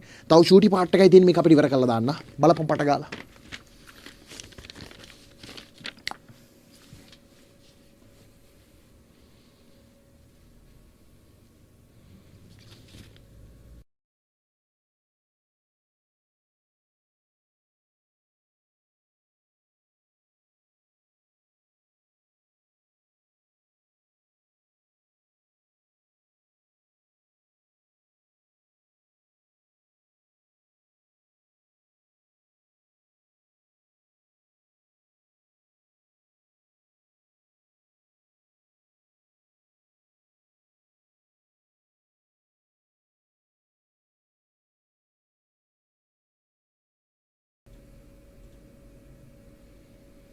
right I am back මචං වතුරේ බිව ආවා හරි right එතකොට වත්කම් ටික හරි වගකීම් ටික හරි නේද වත්කම් ටිකත් හරි වගකීම් ටිකත් හරි දැන් ඔයාලා දන්නවා වත්කමක් කියන්නේ මොකටද සරලම දෙය වත්කමක් කියන්නේ මොකටද ව්‍යාපාරයක තියෙන මොනවා වලට සම්පත් වලට ව්‍යාපාරයක ඇතුළේ තියෙන සල්ලි ටික යන්ත්‍ර ටික උපකරණ ටික ලී බඩු ටික ව්‍යාපාරයක ඇතුළේ තියෙන සම්පත් වලට කියන මොනවා කියලාද වත්කම් කියලා වගකීමක් කියන්නේ මොකටද වගකීමක් කියන්නේ මොකටද සරලම දේ තමයි ව්‍යාපාරයක් විසින් ගෙවන්න තියෙන ණය හරි අපි ණයට බඩු අරගෙන නැත්නම් ණයට සල්ලි අරගෙන ගෙවන්න තියෙන ණයට තියෙනවා මොකක් කියලාද වගකීමක් කියලා දවස් සරලව මතක තියාගන්න මෙහෙම හිතන්නකෝ ව්‍යාපාරය ඇතුලේ වත්කම් ඔක්කොම තියෙනවා කියලා හිතන්න රුපියල් 100ක් වත්කම් තියෙනවා හරි සල්ලි උපකරණ ගොඩනැගිලි ඔක්කොම තියෙනවා 100ක් ගෙවන්න තියෙන ණය තියෙනවා කියලා හිතන්න 40ක් ගෙවන්න තියෙන ණය තියෙනවා 40ක් ව්‍යාපාරයේ තියෙන වත්කම් වලින් ගෙවන්න තියෙන ණය ටික ගෙව්වයින් පස්සේ ඉතිරි වෙනවනේ යම් ගාණක් හරි ඒ කියන්නේ මම අයිතිකාරය කියලා හිතන්න මං ගාව ව්‍යාපාරය ඇතුලේ වත්කම් තියෙනවා 100ක් ගෙවන්න තියෙන ණය තියෙනවා 40ක් ගෙව්වම අයිතිකාරයට ඉතුරු වෙනවනේ කීයක් ඉතුරු වෙනවද අයිතිකාරයට ඉතිරි වෙනව නේද 60ක් ඒ 60ට තමයි වචනයක් කියන්නේ මොකක් කියලාද හිමිකම කියලා මාර සරලයි එහෙනම් හිමිකමක් කියන්නේ මොකටද සරලම දේ තමයි ව්‍යාපාරයේ වත්කම් වලින් ගෙවන්න තියෙන වගකීම් ටික ගෙව්වයින් පස්සේ අයිතිකාරයා මම අයිතිකාරයා බිස්නස් එක පටන් ගත්තී අයිතිකාරයා මමනේ. ඒතර මට හිමිවන ප්‍රමාණයක් තියෙනවා. ඒ අයිතිකාරයට අයිති ප්‍රමාණයට තමයි කියන වචනය මොකක් කියලාද? හිමිකමක් කියලා. සරලයි. එහෙනම් මට කියන්නේ හිමිකමක් කියන්නේ මොකටද? ව්‍යාපාරයේ තියෙන වත්කම් වලින් ගෙවන්න තියෙන ණය ගෙව්වම අයිතිකාරයට ඉතිරිවන ප්‍රමාණයට තමයි මොකක් කියලා කියන්නේද? හිමිකමක් කියලා කියන්නේ. බලන්න ඔයගේ තියෙනවා හිමිකම ප්‍රාග්ධනය එහා පිටුවේ. හරි. ප්‍රාග්ධනයට මරි පටගාලා ව්‍යාපාරයේ අයිතිකරු වෙනුවෙන් පවතින වත්කම් ප්‍රමාණය. ඒ කියන්නේ අයිතිකරුවන්ට අයිති වත්කම් ප්‍රමාණය. වත්කම් 100ක් තිබ්බා, ගෙවන්න තියෙන ණය 40ක් ගෙව්වා. එහෙනම් අයිතිකාරයාගේ අතේ ඉතුරුයි කීයද වත්කම් 60ක්. ඒ 60 අයිතිකාරයාටනේ. එහෙනම් අයිතිකාරයා සම්බන්ධ ඕනෑම දෙයකට කියනවා මොකක් කියලාද? හිමිකමක් කියලා. right එහෙනම් ඕකේ highlight කරගන්න අයිතිකරුවන් වෙනුවෙන් පවතින වත්කම් ප්‍රමාණය. සරලයි. ගේමක් නෑ. අදින් පස්සේ උඹට පළවෙනි පාඩමත් ඉවරයි හතරවෙනි පාඩමත් ඉවරයි බලපන් රිවිෂන් එකේ දවස් දෙකයි දෙවෙනි පාඩම් දෙකක් ඉවරයි රයිට් එහෙනම් හිමිකමක් කියන්නේ මොකටද වරින් ටියුට් එකට හිමිකමක් කියන්නේ මොකටද ව්‍යාපාරයේ අයිතිකරු වෙනුවෙන් පවතින වත්කම් ප්‍රමාණය හරි ඒ කියන්නේ ව්‍යාපාරයේ තියෙන වත්කම් වලින් ගෙවන්න තියෙන ණය ගෙවුවයින් පස්සේ අයිතිකාරයට ඉතිරි වෙනවනේ ගාණක් ඒ අයිතිකාරයට ඉතිරි වෙන ප්‍රමාණයට තමයි කියන්නේ සරල වචනය මොකක් කියලාද හිමිකමක් කියලා හරි ඔය පල්ලෙහා හිමිකම හොයන්න බලන්න ඔය පල්ලෙහා පෙට්ටියක් දීලා තියෙනවනේ ගානක් දීලා තියෙනව නේද හිමිකම හොයන්න උතන හරි හිමිකම හොයන්න සරලයි පට්ට ප්‍රශ්නයක් නෙමෙයි අම්මට සමාර පස්සේ මම හිමිකව හොයුවා මම වීරයෙක්ද සර් පිස්සුදෝයි මේ වගේ මම නැති ඒවා ලාමක කරන බලන්න ව්‍යාපාරයේ වත්කම් ලක්ෂ 2යි වත්කම් ලක්ෂ 2යි ඔය පල්ලෙහා ඉරි කෑලි දෙකක් තියෙන ඒක දාන්න ඊළඟට ගෙවන්න තියෙන වගකීම් තියෙනවා 50000යි හරි වත්කම් වලින් වගකීම් ටික අඩු කරාම තමයි හිමිකම එන්නේ. දැන් මේ වාගේ ටියුට් එකේ නම් තියෙන්නේ මේ පැත්තේ හිමිකම සමානයි කියලා. හරි. හිමිකම සමානයි. එහෙමනේ තියෙන්නේ. ඔව්. හිමිකම සමානයි වත්කම් රින වගකීම් නේද? එහෙනම් වත්කම් තියෙනවා ලක්ෂ 2ක්. වත්කම් තියෙනවා ලක්ෂ 2ක්. වත්කම් තියෙනවා ලක්ෂ 2ක්. ගෙවන්න තියෙන වගකීම් තියෙනවා 50000ක්. එහෙනම් හිමිකම කීයද? 1,50,000යි. සරලයි යා. පට්ට සරලයි. ගේමක් නෑ. ගේමක්ම නෑ. හිමිකම කීයද 1,50,000යි වැඩේ හරියද එහෙනම් හිමිකමක් කියන්නේ මොකටද ව්‍යාපාරයේ තියෙන වත්කම් වලින් ගෙවන්න තියෙන ණය ගෙවුවයින් පස්සේ අයිතිකාරයට ඉතිරි වෙන ප්‍රමාණයක් ඒ අයිතිකාරයට ඉතිරි වෙන ප්‍රමාණයට තමයි හිමිකම කියලා කියන්නේ හරි අයිතිකරු වෙනුවෙන් පවතින වත්කම් ප්‍රමාණය හරි අයිතිකරුට හිමිවන වත්කම් ප්‍රමාණය highlight කරගන්න හිමිකම ගණනය කරන සූත්‍රයේ හිමිකම සමානයි වත්කම් ඍණ වගකීම් හිමිකම ගණනය කරන්නේ කොහොම මොන හරි එක වත්කම් ඍණ වගකීම් හිමිකම සමානයි වත්කම් ඍණ වගකීම් සරලයි හිමිකම සමානයි වත්කම් ඍණ වගකීම් හිමිකම සමානයි වත්කම් ඍණ වගකීම් හරි නේද right ඊළඟට ද මේක අහගන්න හිමිකමට බලපාන ගනුදෙනු තියෙනවා අපි ඒවට කියනවා හිමිකම වෙනස් වන අවස්ථා මේක අහගන්න මේක ඊළඟ පාඩමට සපෝට් එකක් වෙලා තමයි මම කියලා දෙන්නේ. මේක ගිණුම් කරන සමීකරණ පාඩමේදී අපිට ඊළඟ පාඩමේදී පට්ට වැදගත්. ලබන සතියේ කරන පාඩ එකට මේක වැදගත්. හිමිකම වෙනස් වන අවස්ථා හතරක් තියෙනවා.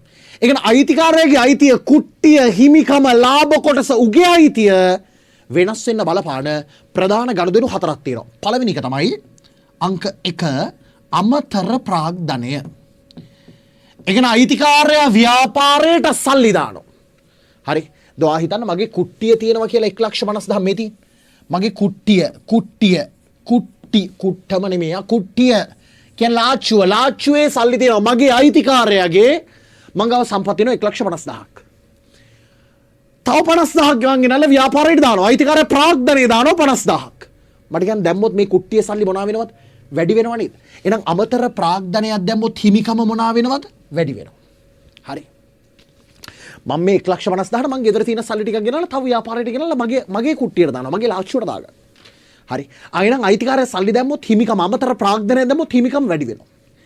ඊළඟ දෙවෙනි අවස්ථාව තමයි හිමිකමට බලපාන ගැනිලි. ගෑනිලි කියන්නේ මොකටද? ගැනිලි. ව්‍යාපාරයේ දේවල් මං ගෙදර අරන් යනවා. මේ ලාච්චුවෙන් රුපියල් 10,000ක් විතර මං ගෙදර අරන් යනවා. මගේ පෞද්ගලික වියදම. මගේ ගෑණිගේ බියුටි කසල් වලට ගෙවනවා. හරි. මගේ දරුවන්ගේ පන්ති ගාස්තු ගෙවනවා. හරි. ගෑණි කියනවා මට කොණ්ඩෙස මේ ගෑණි කියනවා කවදා හරි කොණ්ඩේ ස්ට්‍රේට් කරන්න ඕනේ. අයිස් බ්‍රෝස් ෆ්ලක් කරන්න ඕනේ. මූණ උල් කරන්න ඕනේ. බුරිය උල් කරන්න. ඔය එක එක රිද්දවල් තියෙනවා. ගෑණි කියනවා ව්‍යාපාරේ සල්ලි අරන් මරේ. මං කියනවා හරි. මම මේක අරන් යනවා. හරි. එතකොට මං කියන ව්‍යාපාරයේ සල්ලි මම මගේ පෞද්ගලික දෙයකට ගත්තොත් ඒකට කියන වචනේ තමයි මොකක්ද? ගැනිලි. ගැනිල්ලක් කරාම අයිතිකාරයේ කුට්ටිය මොනවා වෙනවද? මගේ අයිතිය මොනවා වෙනවද? මේ සල්ලි මොනවා වෙනවද? අඩු වෙනව නේද? එහෙනම් ගැනිල්ලක් කරාම හිමිකම් මොනවා වෙනවද? අඩු වෙනවා. හරි. ඊළඟට හිමිකම් වෙනස් වන අවස්ථාව තමයි ආදායමක් ලැබෙනවා. ව්‍යාපාරයට සල්ලි එනවා. ආදායම් ලැබෙනවා. කුලී ආදායම්, පොලි ආදායම්, හරි කොමිස් ආදායම් මට ආදායම් ලැබෙනවා. ආදායම් ලැබුණම මගේ ව්‍යාපාරයේ කුට්ටිය මොනවා වෙනවද? වැඩි වෙනවා. එහෙනම් ආදායමකදී හිමිකම වැඩි වෙනවා. එහෙනම් අන්තිම අවස්ථාව තමයි හතරවෙනි අවස්ථාව වියදම්. වියදමක් ගෙවන්න මගේ කුට්ටිය මොනවා වෙනවද? අඩු වෙනවා. එහෙනම් වියදමකදී හිමිකම අඩු වෙනවා. එහෙනම් මට කියන්න හිමිකම වෙනස් වෙන්න බලපාන ගනුදෙනු හතරයි. සරලයි පට්ට සරලයි. හිමිකම වෙනස් වෙන්න බලපාන ගනුදෙනු හතරයි. මොකද ගනුදෙනු හතර? අමතර ප්‍රාග්ධනය, ගැනිලි, ආදායම්, වියදම්. මට කියපන් හිමිකම වෙනස් වෙන්න බලපාන ගනුදෙනු හතරයි. මට කියන්නේ හිමිකම වෙනස් වෙන්න බලපාන ගනුදෙනු හතර මොකක්ද? අමතර ප්‍රාග්ධනය, ගැනිලි, ආදායම්, වියදම්. ආයික පාරක් කියපන්. හිමිකම වෙනස් වෙන්න බලපාන ගනුදෙනු හතරයි. හිමිකමට බලපාන ගනුදෙනු හතරයි. මේ වචනේ හොඳට මතක තියාගන්න. හිමිකමට බලපාන ගනුදෙනු හතරයි. මට කියන්නේ මොකද්ද ගනුදෙනු හතර? අමතර ප්‍රාග්ධනය, ගැනිලි, ආදායම්, වියදම්. එහෙනම් ඔයාගේ ටියුට් එකේ ඉඩ තියෙන ඔය තියෙනවනේ හිමිකම ගාවේ හැපෙත් තියෙනවනේ. ලියාගන්න හිමිකම වෙනස් වන අවස්ථා කියලා. හිමිකම වෙනස් වන අවස්ථා ලියා ගන්න. පට්ට නෝට් එකක් දෙන්න යා. ඔබට ආයි දවස් 16ක් යද්දි නිකන් කොමර්ස් ගේමක් නෑ. හිමිකම වෙනස් වන අවස්ථා. ලියා ගන්න 1 2 3 4 දාලා අමතර ප්‍රාග්ධනය, ගැනිලි, ආදායම්, වියදම්. හිමිකම වෙනස් වන අවස්ථා හතරයි. අමතර ප්‍රාග්ධනය, ගැනිලි, ආදායම්, වියදම්. හිමිකම වෙනස් වන අවස්ථා හතරයි. අමතර ප්‍රාග්ධනය, ගැනිලි, ආදායම්, වියදම්. හරි නේද? ලේසියා මාර්ගයක් නෑ. හිමිකම වෙනස් වන අවස්ථා හතරයි. අමතර ප්‍රාග්ධනය, ගැනිලි, ආදායම්, වියදම්. හරිද වැඩි? එල කිරිනේ දෙන සීන් එක ගොඩද? ෆිට්ද? ෆිට් එල කිරි. ඕකටම දාගන්න හිමිකම අමතර ප්‍රාග්ධනය නිසා හිමිකම වැඩි වෙනවා ධන ලකුණක්. ගැනිලි නිසා හිමිකම අඩු වෙනවා ඍණ ලකුණක්. ආදායම නිසා හිමිකම වැඩි වෙනවා ධන ලකුණක්. වියදම නිසා හිමිකම අඩු වෙනවා ඍණ ලකුණක්. හරි. එහෙනම් හිමිකම් වෙනස් වන අවස්ථා හතරයි. මොකද අවස්ථා හතර? අමතර ප්‍රාග්ධනය, ගැනිලි, ආදායම්, වියදම්. අමතර ප්‍රාග්ධනය නිසා හිමිකම. ඔයා බය නැතුව ගෙදරට කියන්න ඕනේ. ඔයා බය නැතුව කියන්න ඕනේ. අමතර ප්‍රාග්ධනය නිසා හිමිකම් මොනවා වෙනවද? වැඩි වෙනවා. ගැනිල්ලක් කරාම හිමිකම් මොනවා වෙනවද? අඩු වෙනවා. ආදායමක් ලැබුණාම හිමිකම් මොනවා වෙනවද? වැඩි වෙනවා. වියදමක් දරුවම හිමිකම අඩු වෙනවා. එහෙනම් ඔයා මතක තියාගන්න හිමිකම කියන එකට බලපාන ප්‍රධාන ගනුදෙනු හතරයි තියෙන්නේ. හිමිකමට බලපාන ගනුදෙනු හතරයි. මොකද්ද හිමිකමට බලපාන ගනුදෙනු හතර? හිමිකමට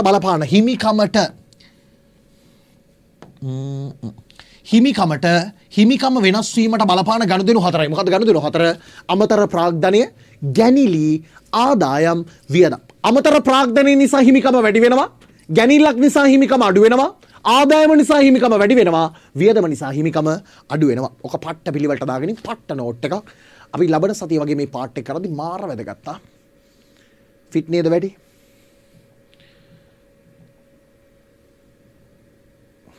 මොකද්ද? හරි.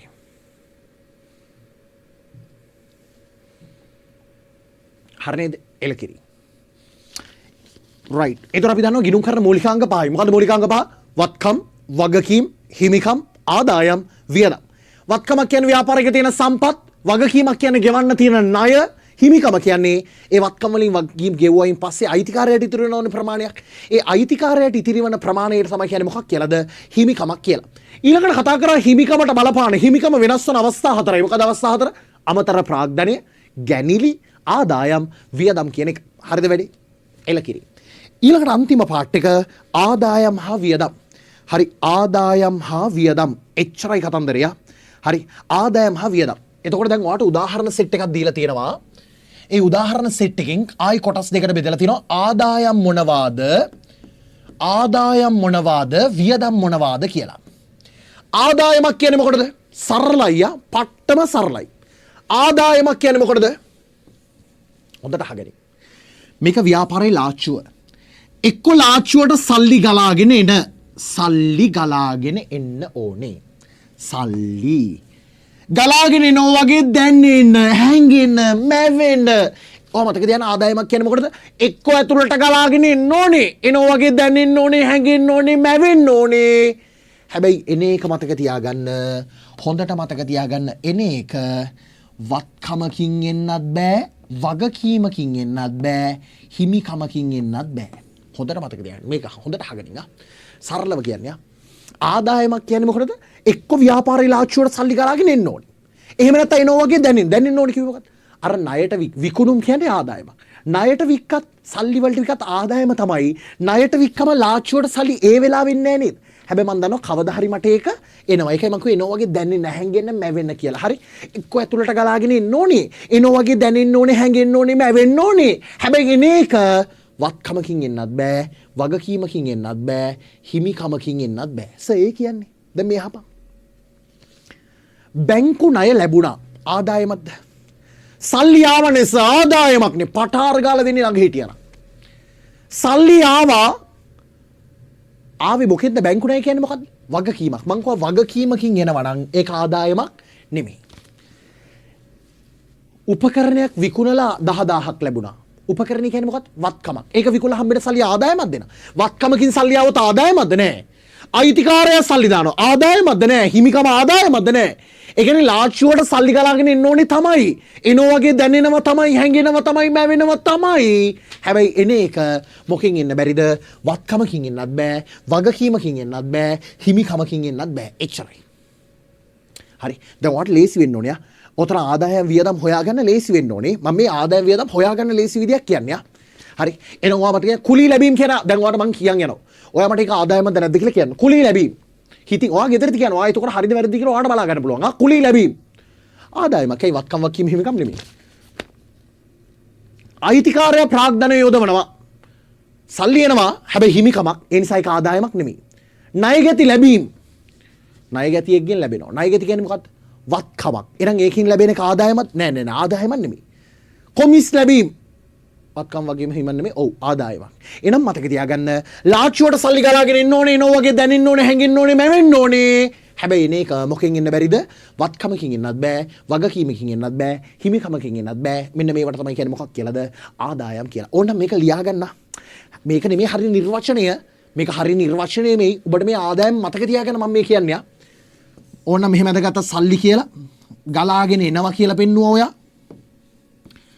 ගලා එනවා වගේ පේන. එහෙමත් ලියපන්. එනවා වගේ පේන, දැනෙන. එනවා වගේ දැනෙනවා, පේනවා. එනවා වගේ දැනෙනවා. ණයට වික්කම් මම දන්නවා එනවා කවදා හරි. හරි. හැබැයි එන්න බෑ මොකෙන්ද? වත්කමකින් එන්නත් බෑ, වගකීමකින් එන්නත් බෑ, හිමිකමකින් එන්නත් බෑ. රූප සටහන නිකන් ඇඳගන්න. ලාච්චුවක් ඇඳගත්තා. සල්ලි ඕන මෙතන දාගන්න. සල්ලි එක්ක එනවා වගේ දැනෙන, එනවා වගේ එන්න ගලා එනවා වගේ දැනෙන, හැංගෙන. හැබැයි මොකකින් එන්න බැරිද? වත්කමකින් එන්නත් බෑ, වගකීමකින් එන්නත් බෑ, හිමිකමකින් එන්නත් බෑ. හරි නේද සීන් එක? ඔච්චරයි යා. බැග්ගයා ඉබලෝන. වියදමක් කියන්නේ මොකටද දෙනා? ඕකේම අනිත් පැත්ත. මොකද වියදමක් කියන්නේ? සල්ලි එක්ක එළියට ගලා යන නැත්නම් යනවා වගේ දැනෙන්න හැංගෙන්න මැවෙන්න එළියට යනවා වගේ දැනෙන්න හැංගෙන්න මැවෙන්න හැබැයි මොකට යන්න බැරිද ඒකත් වත්කමකට යන්නත් බෑ වගකීමකට යන්නත් බෑ හිමිකමකට යන්නත් බෑ හරි සල්ලි එළියට යනවා වගේ දැනෙනවා හැංගෙනවා මැවෙනවා හැබැයි වත්කමකට ගියොත් ඒක වියදමක් නෙමෙයි වගකීමකට ගියොත් ඒක වියදමක් නෙමෙයි හිමිකමකට ගියොත් ඒක වියදමක් නෙමෙයි දැන් මෙහෙම හිතන්න බැංකු ණය ගෙව්වා වියදමක්ද බැංකු ණය ගෙව්වා වියදමක්ද නෑ ඇයි බැංකු ණය කියන්නේ මොකද්ද ව්‍යාපාරේ වගකීමක් එහෙනම් වගකීමකට ගියොත් ඒක වියදමක්ද නෑ මේවට යන්න බෑ ඒතර විදුලි බිල ගෙව්වා ඔව් වියදමක් නේස ඇයි ඒක වත්කමත් වගකීමත් හිමිකමක්වත් නෙමෙයි හරි ඒ කියන්නේ එළියට ගලාගෙන යනවා වගේ දැනෙන්න හැංගෙන්න මැවෙන්න හැබැයි මොකට යන්න බැරිද වත්කමකට යන්නත් බෑ වගකීමකට යන්නත් බෑ හිමිකමකට යන්නත් බෑ වියදම් පැත්තේ ඕන නම් ඒක ඇඳගන්න නිකන් පෙට්ටිය යටින් ඇඳගන්න සල්ලි ගලාගෙන යන නැත්නම් යනවා වගේ දැනෙන්න කොළ දන්නවනේ යනවා වගේ දැනෙන්න හැබැයි මොකට යන්න බැරිද වත්කමකට යන්නත් බෑ වගකීමකට යන්නත් බෑ හිමිකමකට යන්නත් බෑ ඔච්චරයි මම නිර්වචනය නෙමෙයි උදාහරණ අඳුර ගන්න ලේසි විදියක් කියන්නේ බලන්න මේක වැදගත්තා ආදායමක් කියන්නේ මොකටද ගෑල්ලමයි මොකද්ද මම ආදායම ගෑල්ලමයි කියන්නේ ඇතුළට ගලාගෙන එනවා වගේ දැනෙන්න හැංගෙන්න මැවෙන්න මොකකින් එන්න බැරිද වත්කමකින් එන්නත් බෑ වගකීමකින් එන්නත් බෑ හිමිකමකින් එන්නත් බෑ කොල්ල ටික මට කියන්නේ වියදමක් කියන්නේ මොකටද ලාච්චුවෙන් සල්ලි එළියට ගලාගෙන යනවා වගේ දැනෙන්න හැංගෙන්න මැවෙන්න හැබැයි මොකට යන්න බැරිද වත්කමකට යන්නත් බෑ වගකීමකට යන්නත් බෑ හිමිකමකට යන්නත් බෑ හරි සරල දෙයක් උපකරණයක් මිලට ගන්නවා වියදමක්ද නෑ ඇයි වත්කමකට යන්නේ ඒතකොට ඒකට යන්න බෑ ඒතකොට මේවට යනවා නම් ඒ වියදම් නෙමෙයි අන්න එහෙම යන්නේ නැති ඕනම අවස්ථාවකට කියනවා මොකක් කියලාද වියදමක් කියලා එල කිර නේද දැන් ওই උදාහරණ දෙපැත්තේ උදාහරණ වල ලියන්න බලන්න ඔයා ගේමන්නේ ඔතන උදාහරණ සෙට් එකක් තියෙනව නේද ඒක දෙපැත්තේ වගු දෙකට දාන්න මම මේක මකනවා හරි දෙපැත්තේ වගු දෙකට දාන්න උදාහරණ දෙපැත්තේ වගු දෙකට දාන්න උදාහරණ දෙපැත්තේ වගු දෙකට දාන්න විනාඩි දෙකක් තුනක් දෙන්නම් ලියන්න ඔයා ආදායම් වලට එනේව සෙට් එක ලියන්න වියදම් වලට එනේව සෙට් එක ලියන්න ආදායම් වියදම් ටික දෙපැත්තට ලියාගෙන යන්න පට ගාලා විනාඩියක් දෙකක් දෙන්නම් ඉවරයි ඔය කැලේ ඉවරයි පන්තිය nothing හරි ඔල්ලියන් ඕකේ නෝ විකුණුම් කියන්නේ මොකද්ද ආදායමක් එනවා ලියනවා විකුණුම් ආදායමක් දාගෙන යන්න ඉස්සරහින් කරන් යන්න මාත් එක්කම කරන්න ඉඳපහ හොර ගෙඩිය වගේ පොලි ලැබීම් ආදායමක් පොලි ලැබීම් ආදායමක් විදුලි ගාස්තු වියදමක් විදුලි ගාස්තු වියදමක් ගියමන්නේ වැටුප් ගෙවීම් වියදමක් වැටුප් ගෙවීම් සල්ලි එළියට යනවනේ එනවනම් ආදායම යනවනම් වියදම වැටුප් ගෙවීම් වියදමක් කුලි ලැබීම් ආදායමක් කුලි ලැබීම් ආදායමක් බැංකු ණය පොලි සාදායමද දෙනවා කියන්නේ බැංකු ණයක් ගත්තම මම ගෙවනවා පොලිය යකෝ ඌ මට පොලියක් දෙන්නේ නැහැ ඌට පිස්සුද බැංකු ණයක් දීලා පොලියක් දෙන්නේ මම බැංකු ණය ගන්නවා මං ඌට ගෙවන්න ඕනේ පොලිය වියදමක් බැංකු ණය පොලි වියදමක් බැංකු ණය පොලි වියදමක් කොමිස් ලැබීම් ආදායමක් කොමිස් ලැබීම් ආදායමක් ප්‍රචාරණ ගාස්තු වියදමක් ප්‍රචාරණ ගාස්තු වියදමක් රක්ෂණ ගාස්තු වියදමක් රක්ෂණ ගාස්තු වියදමක් ගැනුම් බඩු ගන්නවා වියදමක් ඔයාලට මම කිව්වා ඉස්සරහන් වලදීම ගැනුම් කියන්නේ වියදමක් ගැනුම් වියදමක් හරි නේද එල කිරි නේද පාටම ගේමක්ම නෑ නේද සරලයි නේ බා හරි තව චූටි දෙයක් තියෙනවා මගේ චූටි දෙය කියලා ඉවර කරන්න මේකයි බං පොඩි වෙන්නේ නැත්තේ මේකද පොඩිම හරි තව චූටි දෙකක් තියලා මම ඉවර කරන්න හරි දැන් ඕකේ සමහර වෙලාවට පේපරේ අහන්න පුළුවන් ඔයාගෙන් ආදායමේ නිර්වචනයයි වියදමේ නිර්වචනයයි මම සරලව කියන්නම්කෝ ලොකුවට ඕනේ හැබැයි මම කියන්න දැන් ඕකේ අහනවනේ ආදායමයි වියදමයි තියෙනවනේ දෙපැත්තේ හරි දැන් ආදායම කියන්නේ මොකක්ද කියලා ඔයාගෙන් පේපරේ අහුවොත් ආදායමක් කියන්නේ මොකටද? නිර්වචන දැන් මම ඉස්සලර එනවා වගේ යන හැංගෙන මැවෙන කිව්වේ අර ඔබලට උදාහරණයක් මතක තියාගන්න. ආදායම කියන්නේ මොකද්ද කියලා අහුවොත්. මෙහග ආදායම කියන්නේ මෙච්චරයි. හිමිකම වැඩි වෙන්න බලපාන ගනුදෙනු කීයක් තියෙනවද? දෙකයිනේ මේ තියෙන උඩ. මොකද හිමිකම් වැඩි වෙන්න බලපාන ගනුදෙනු දෙක? හිමිකම වෙනස් වෙන්න බලපාන ගනුදෙනු හතරයි. මොකද අමතර ප්‍රාග්ධනය, ගැනිලි, ආදායම්, වියදම්. හැබැයි පේපරේ උත් හිමිකම වැඩි වෙන අවස්ථා දෙක වැඩි වෙන්නේ ඇයි? අමතර ප්‍රාග්ධනය නිසායි ආදායම් නිසා. ධන ලකුණු දෙක දැන් මේකට නේද? එහෙනම් ආදායම හිමිකම වැඩි වෙන අවස්ථා දෙකයිනේ. මොකද එකක් අමතර ප්‍රාග්ධනය, අනිත් එක තමයි ආදායම්. ඒතර ඒ කියන්නේ හිමිකම වැඩි වෙන්නේ මෙන්න මේ අවස්ථා දෙක නිසා. හරි. හිමිකම් වැඩි වෙන්නේ ඔය අවස්ථා දෙක නිසානේ. පේපරේ අහන ඔයාගෙන් ආදායමක් යන කුමක්ද කියලා. සරලම නිර්වචනය කියන්නද? අමතර ප්‍රාග්ධනය හැර මේකෙන්නේ නැතුව ව්‍යාපාරයේ හිමිකම වැඩි වෙනවා නම් ඒ වැඩි වෙන ඕනම අවස්ථාවකට කියන්නේ මොකක් කියලාද? ආදායමක් කියලා. සරලයි යා. නිකන් තේරෙනවද දැන් ඔයාලට? නිකන් ඔහේ කටපාඩම් කරනව නෙමෙයි. හිමිකම වැඩි වෙන්න බලපාන ගනුදෙනු දෙකයි තියෙන්නේ. මොකද අමතර ප්‍රාග්ධනයයි ආදායමුයි. හිමිකම් වැඩි වෙන ওই දෙක නිසානේ. අයිතිකාරය සල්ලි දැම්මත් හිමිකම වැඩි වෙනවා. ආදායම් ලැබුණත් මගේ හිමිකම් වැඩි වෙනවා. අයිතිකාරය සල්ලි දාන එක හැර වෙන මොනා හරි මාර්ගයකින් මගේ කුට්ටිය පිරෙනවා වගේ මට තේරෙනවා නම් ඒ කියන්නේ මට මොනා හම්බෙලාද? ආදායමක් ලැබිලා. අමතර ප්‍රාග්ධනය හැර හිමිකම වැඩි වෙන ඕනම අවස්ථාවකට කියනවා මොකක් කියලාද? ආදායමක් කියලා. සරලයි යා. හිමිකම වැඩි වෙන අවස්ථා දෙකයි. අමතර ප්‍රාග්ධනයයි ආදායම. හරි. ඒතර අමතර ප්‍රාග්ධනය හැර මේකෙන් නෑ. මේක හැර මගේ කුට්ටිය පිරෙනවා නම් මොන හරි අවස්ථාවක ඒකට කියනවා මොකක් කියලාද? ආදායමක් කියලා. ඔය ආදායම් එකට ඉරක් ගහගෙන හරි ලියා ගන්න. මම මේ කියන නිර්වචනය අමතර ප්‍රාග්ධනය හැර එහෙම ලියන්න. ඔයාට ආයි සිලබස් එක පොවල යවන්නේ. මම ඒකයි කිව්වේ නිකන් උඩින් අතගාගෙන යනවා නෙමෙයි. පේපරේ කොහොම ප්‍රශ්නයක් ආවත් ඔයාට ලියන්න පුළුවන්. හරි. අමතර ප්‍රාග්ධනය හැර හිමිකමෙහි සිදුවන අනෙකුත් වැඩිවීම. ඔච්චරයි. ඉවරයි නේ බා. අමතර ප්‍රාග්ධනය හැර හිමිකමෙහි සිදුවන අනෙකුත් වැඩිවීම. අමතර ප්‍රාග්ධනය හිමිකම් වැඩි වෙන මොනවා නිසා? ආදායම නිසා. එහෙනම් ආදායම නිර්වචනය ලියාගත්ත තරුව දාගෙන අමතර ප්‍රාග්ධනය හැර හිමිකමෙහි සිදුවන අනෙකුත් සියලුම වැඩිවීම. ඔච්චරයි. හරිද? අමතර ප්‍රාග්ධනය හැර හිමිකමෙහි සිදුවන අනෙකුත් සියලුම වැඩිවීම. එලකිරණේ වැඩි. ගොඩ. අමතර ප්‍රාග්ධනය හැර හිමිකමෙහි සිදුවන අනෙකුත් සියලුම වැඩිවීම. එලකිරි. හරි. දැන් කවුරු හරි කෙනෙක් වියදම ලියන්න බලන්න. තනියෙන් හිතලා. ඔයාලා හිමිකම අඩු වෙන්න බලපාන අවස්ථා දෙකයි. හිමිකම අඩු වෙන්න බලපාන අවස්ථා දෙකයි. මොකද්ද? ඔයා දන්නවා. ගැනිලි එකක් ගැනිලි අනිත් එක තමයි වියදම්. ගැනිලි වියදම්. මට කියන්න බලන්න වියදම කියන්නේ මොකටද? වියදමක් කියන්නේ මොකටද? දැන් ගැනිල්ලක් කරාමත් අයිතිකාරයේ කුට්ටිය අඩු වෙනවා. වියදමක් ගෙවුවත් අයිතිකාරයේ කුට්ටිය අඩු වෙනවා. මං අහනවා වියදමක් කියන කුමක්ද? මෙච්චරයි. මොකද්ද? ගැනිලි හැර මේකෙන් නැතුව හිමිකම අඩු වෙන අනිකුත් හැම අවස්ථාවකටම කියනවා මොකක් කියලාද? වියදමක් කියලා.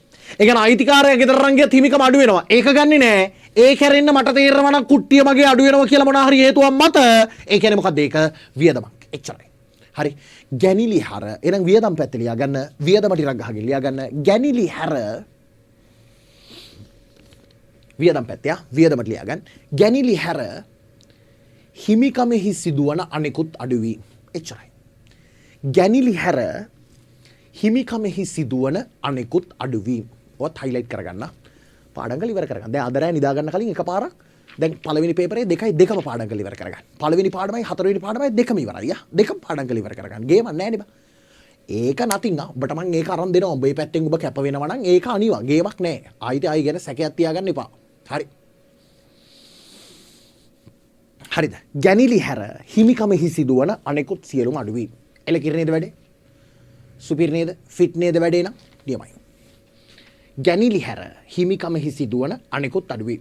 මොකද හිමිකම අඩු වෙන්නේ මේ අවස්ථා දෙක නිසා. මේක හැර හිමිකමෙහි සිදුවන අනෙකුත් අඩුවීම්. ගැනිලි හැර හිමිකමෙහි සිදුවන අනෙකුත් අඩුවීම්. රයිට් දෙන. එලකිරිනේ පේපර් දෙකත් ඉවරයි. පේපර් නම්බර් 2 ඉවරයි. කොමර්ස් රිවිෂන් එකේ day 2 complete වැඩේ ගොඩ එහෙනම් අද දවසට ඉවරයි. හරි. එහෙනම් ඔයාද නිදාගන්න කලින් අනිවාර්යෙන් මේක කරපන්. තෝ නැත්තම් පිස්සු කෙලින්න එපා.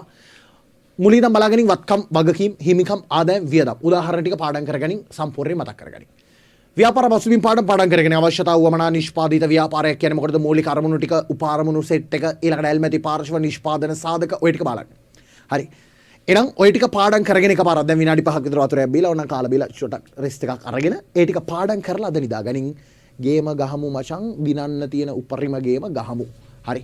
මේ උඹලගේ 11 පෙබරවාරි වල O level ලියන ඕනම යාළුවෙක්ට මේක ෂෙයා කරපන්. මුල් දවස් එකේ මම කොහොමත් සාමාන්‍යයෙන් ලයිව් යන්නේ. ඊට පස්සේ තමයි පන්ති ළමයි Zoom එකට ගන්නේ. හරි ඕනම ළමයෙක්ට මේකත් එක්ක සම්බන්ධ වෙන්න පුළුවන්. උඹලගේ දන්න හැම යාළුවෙක්ටම ෂෙයා කරපන්. දැනුවත් කරපන්. මේ group වලට දාපන්.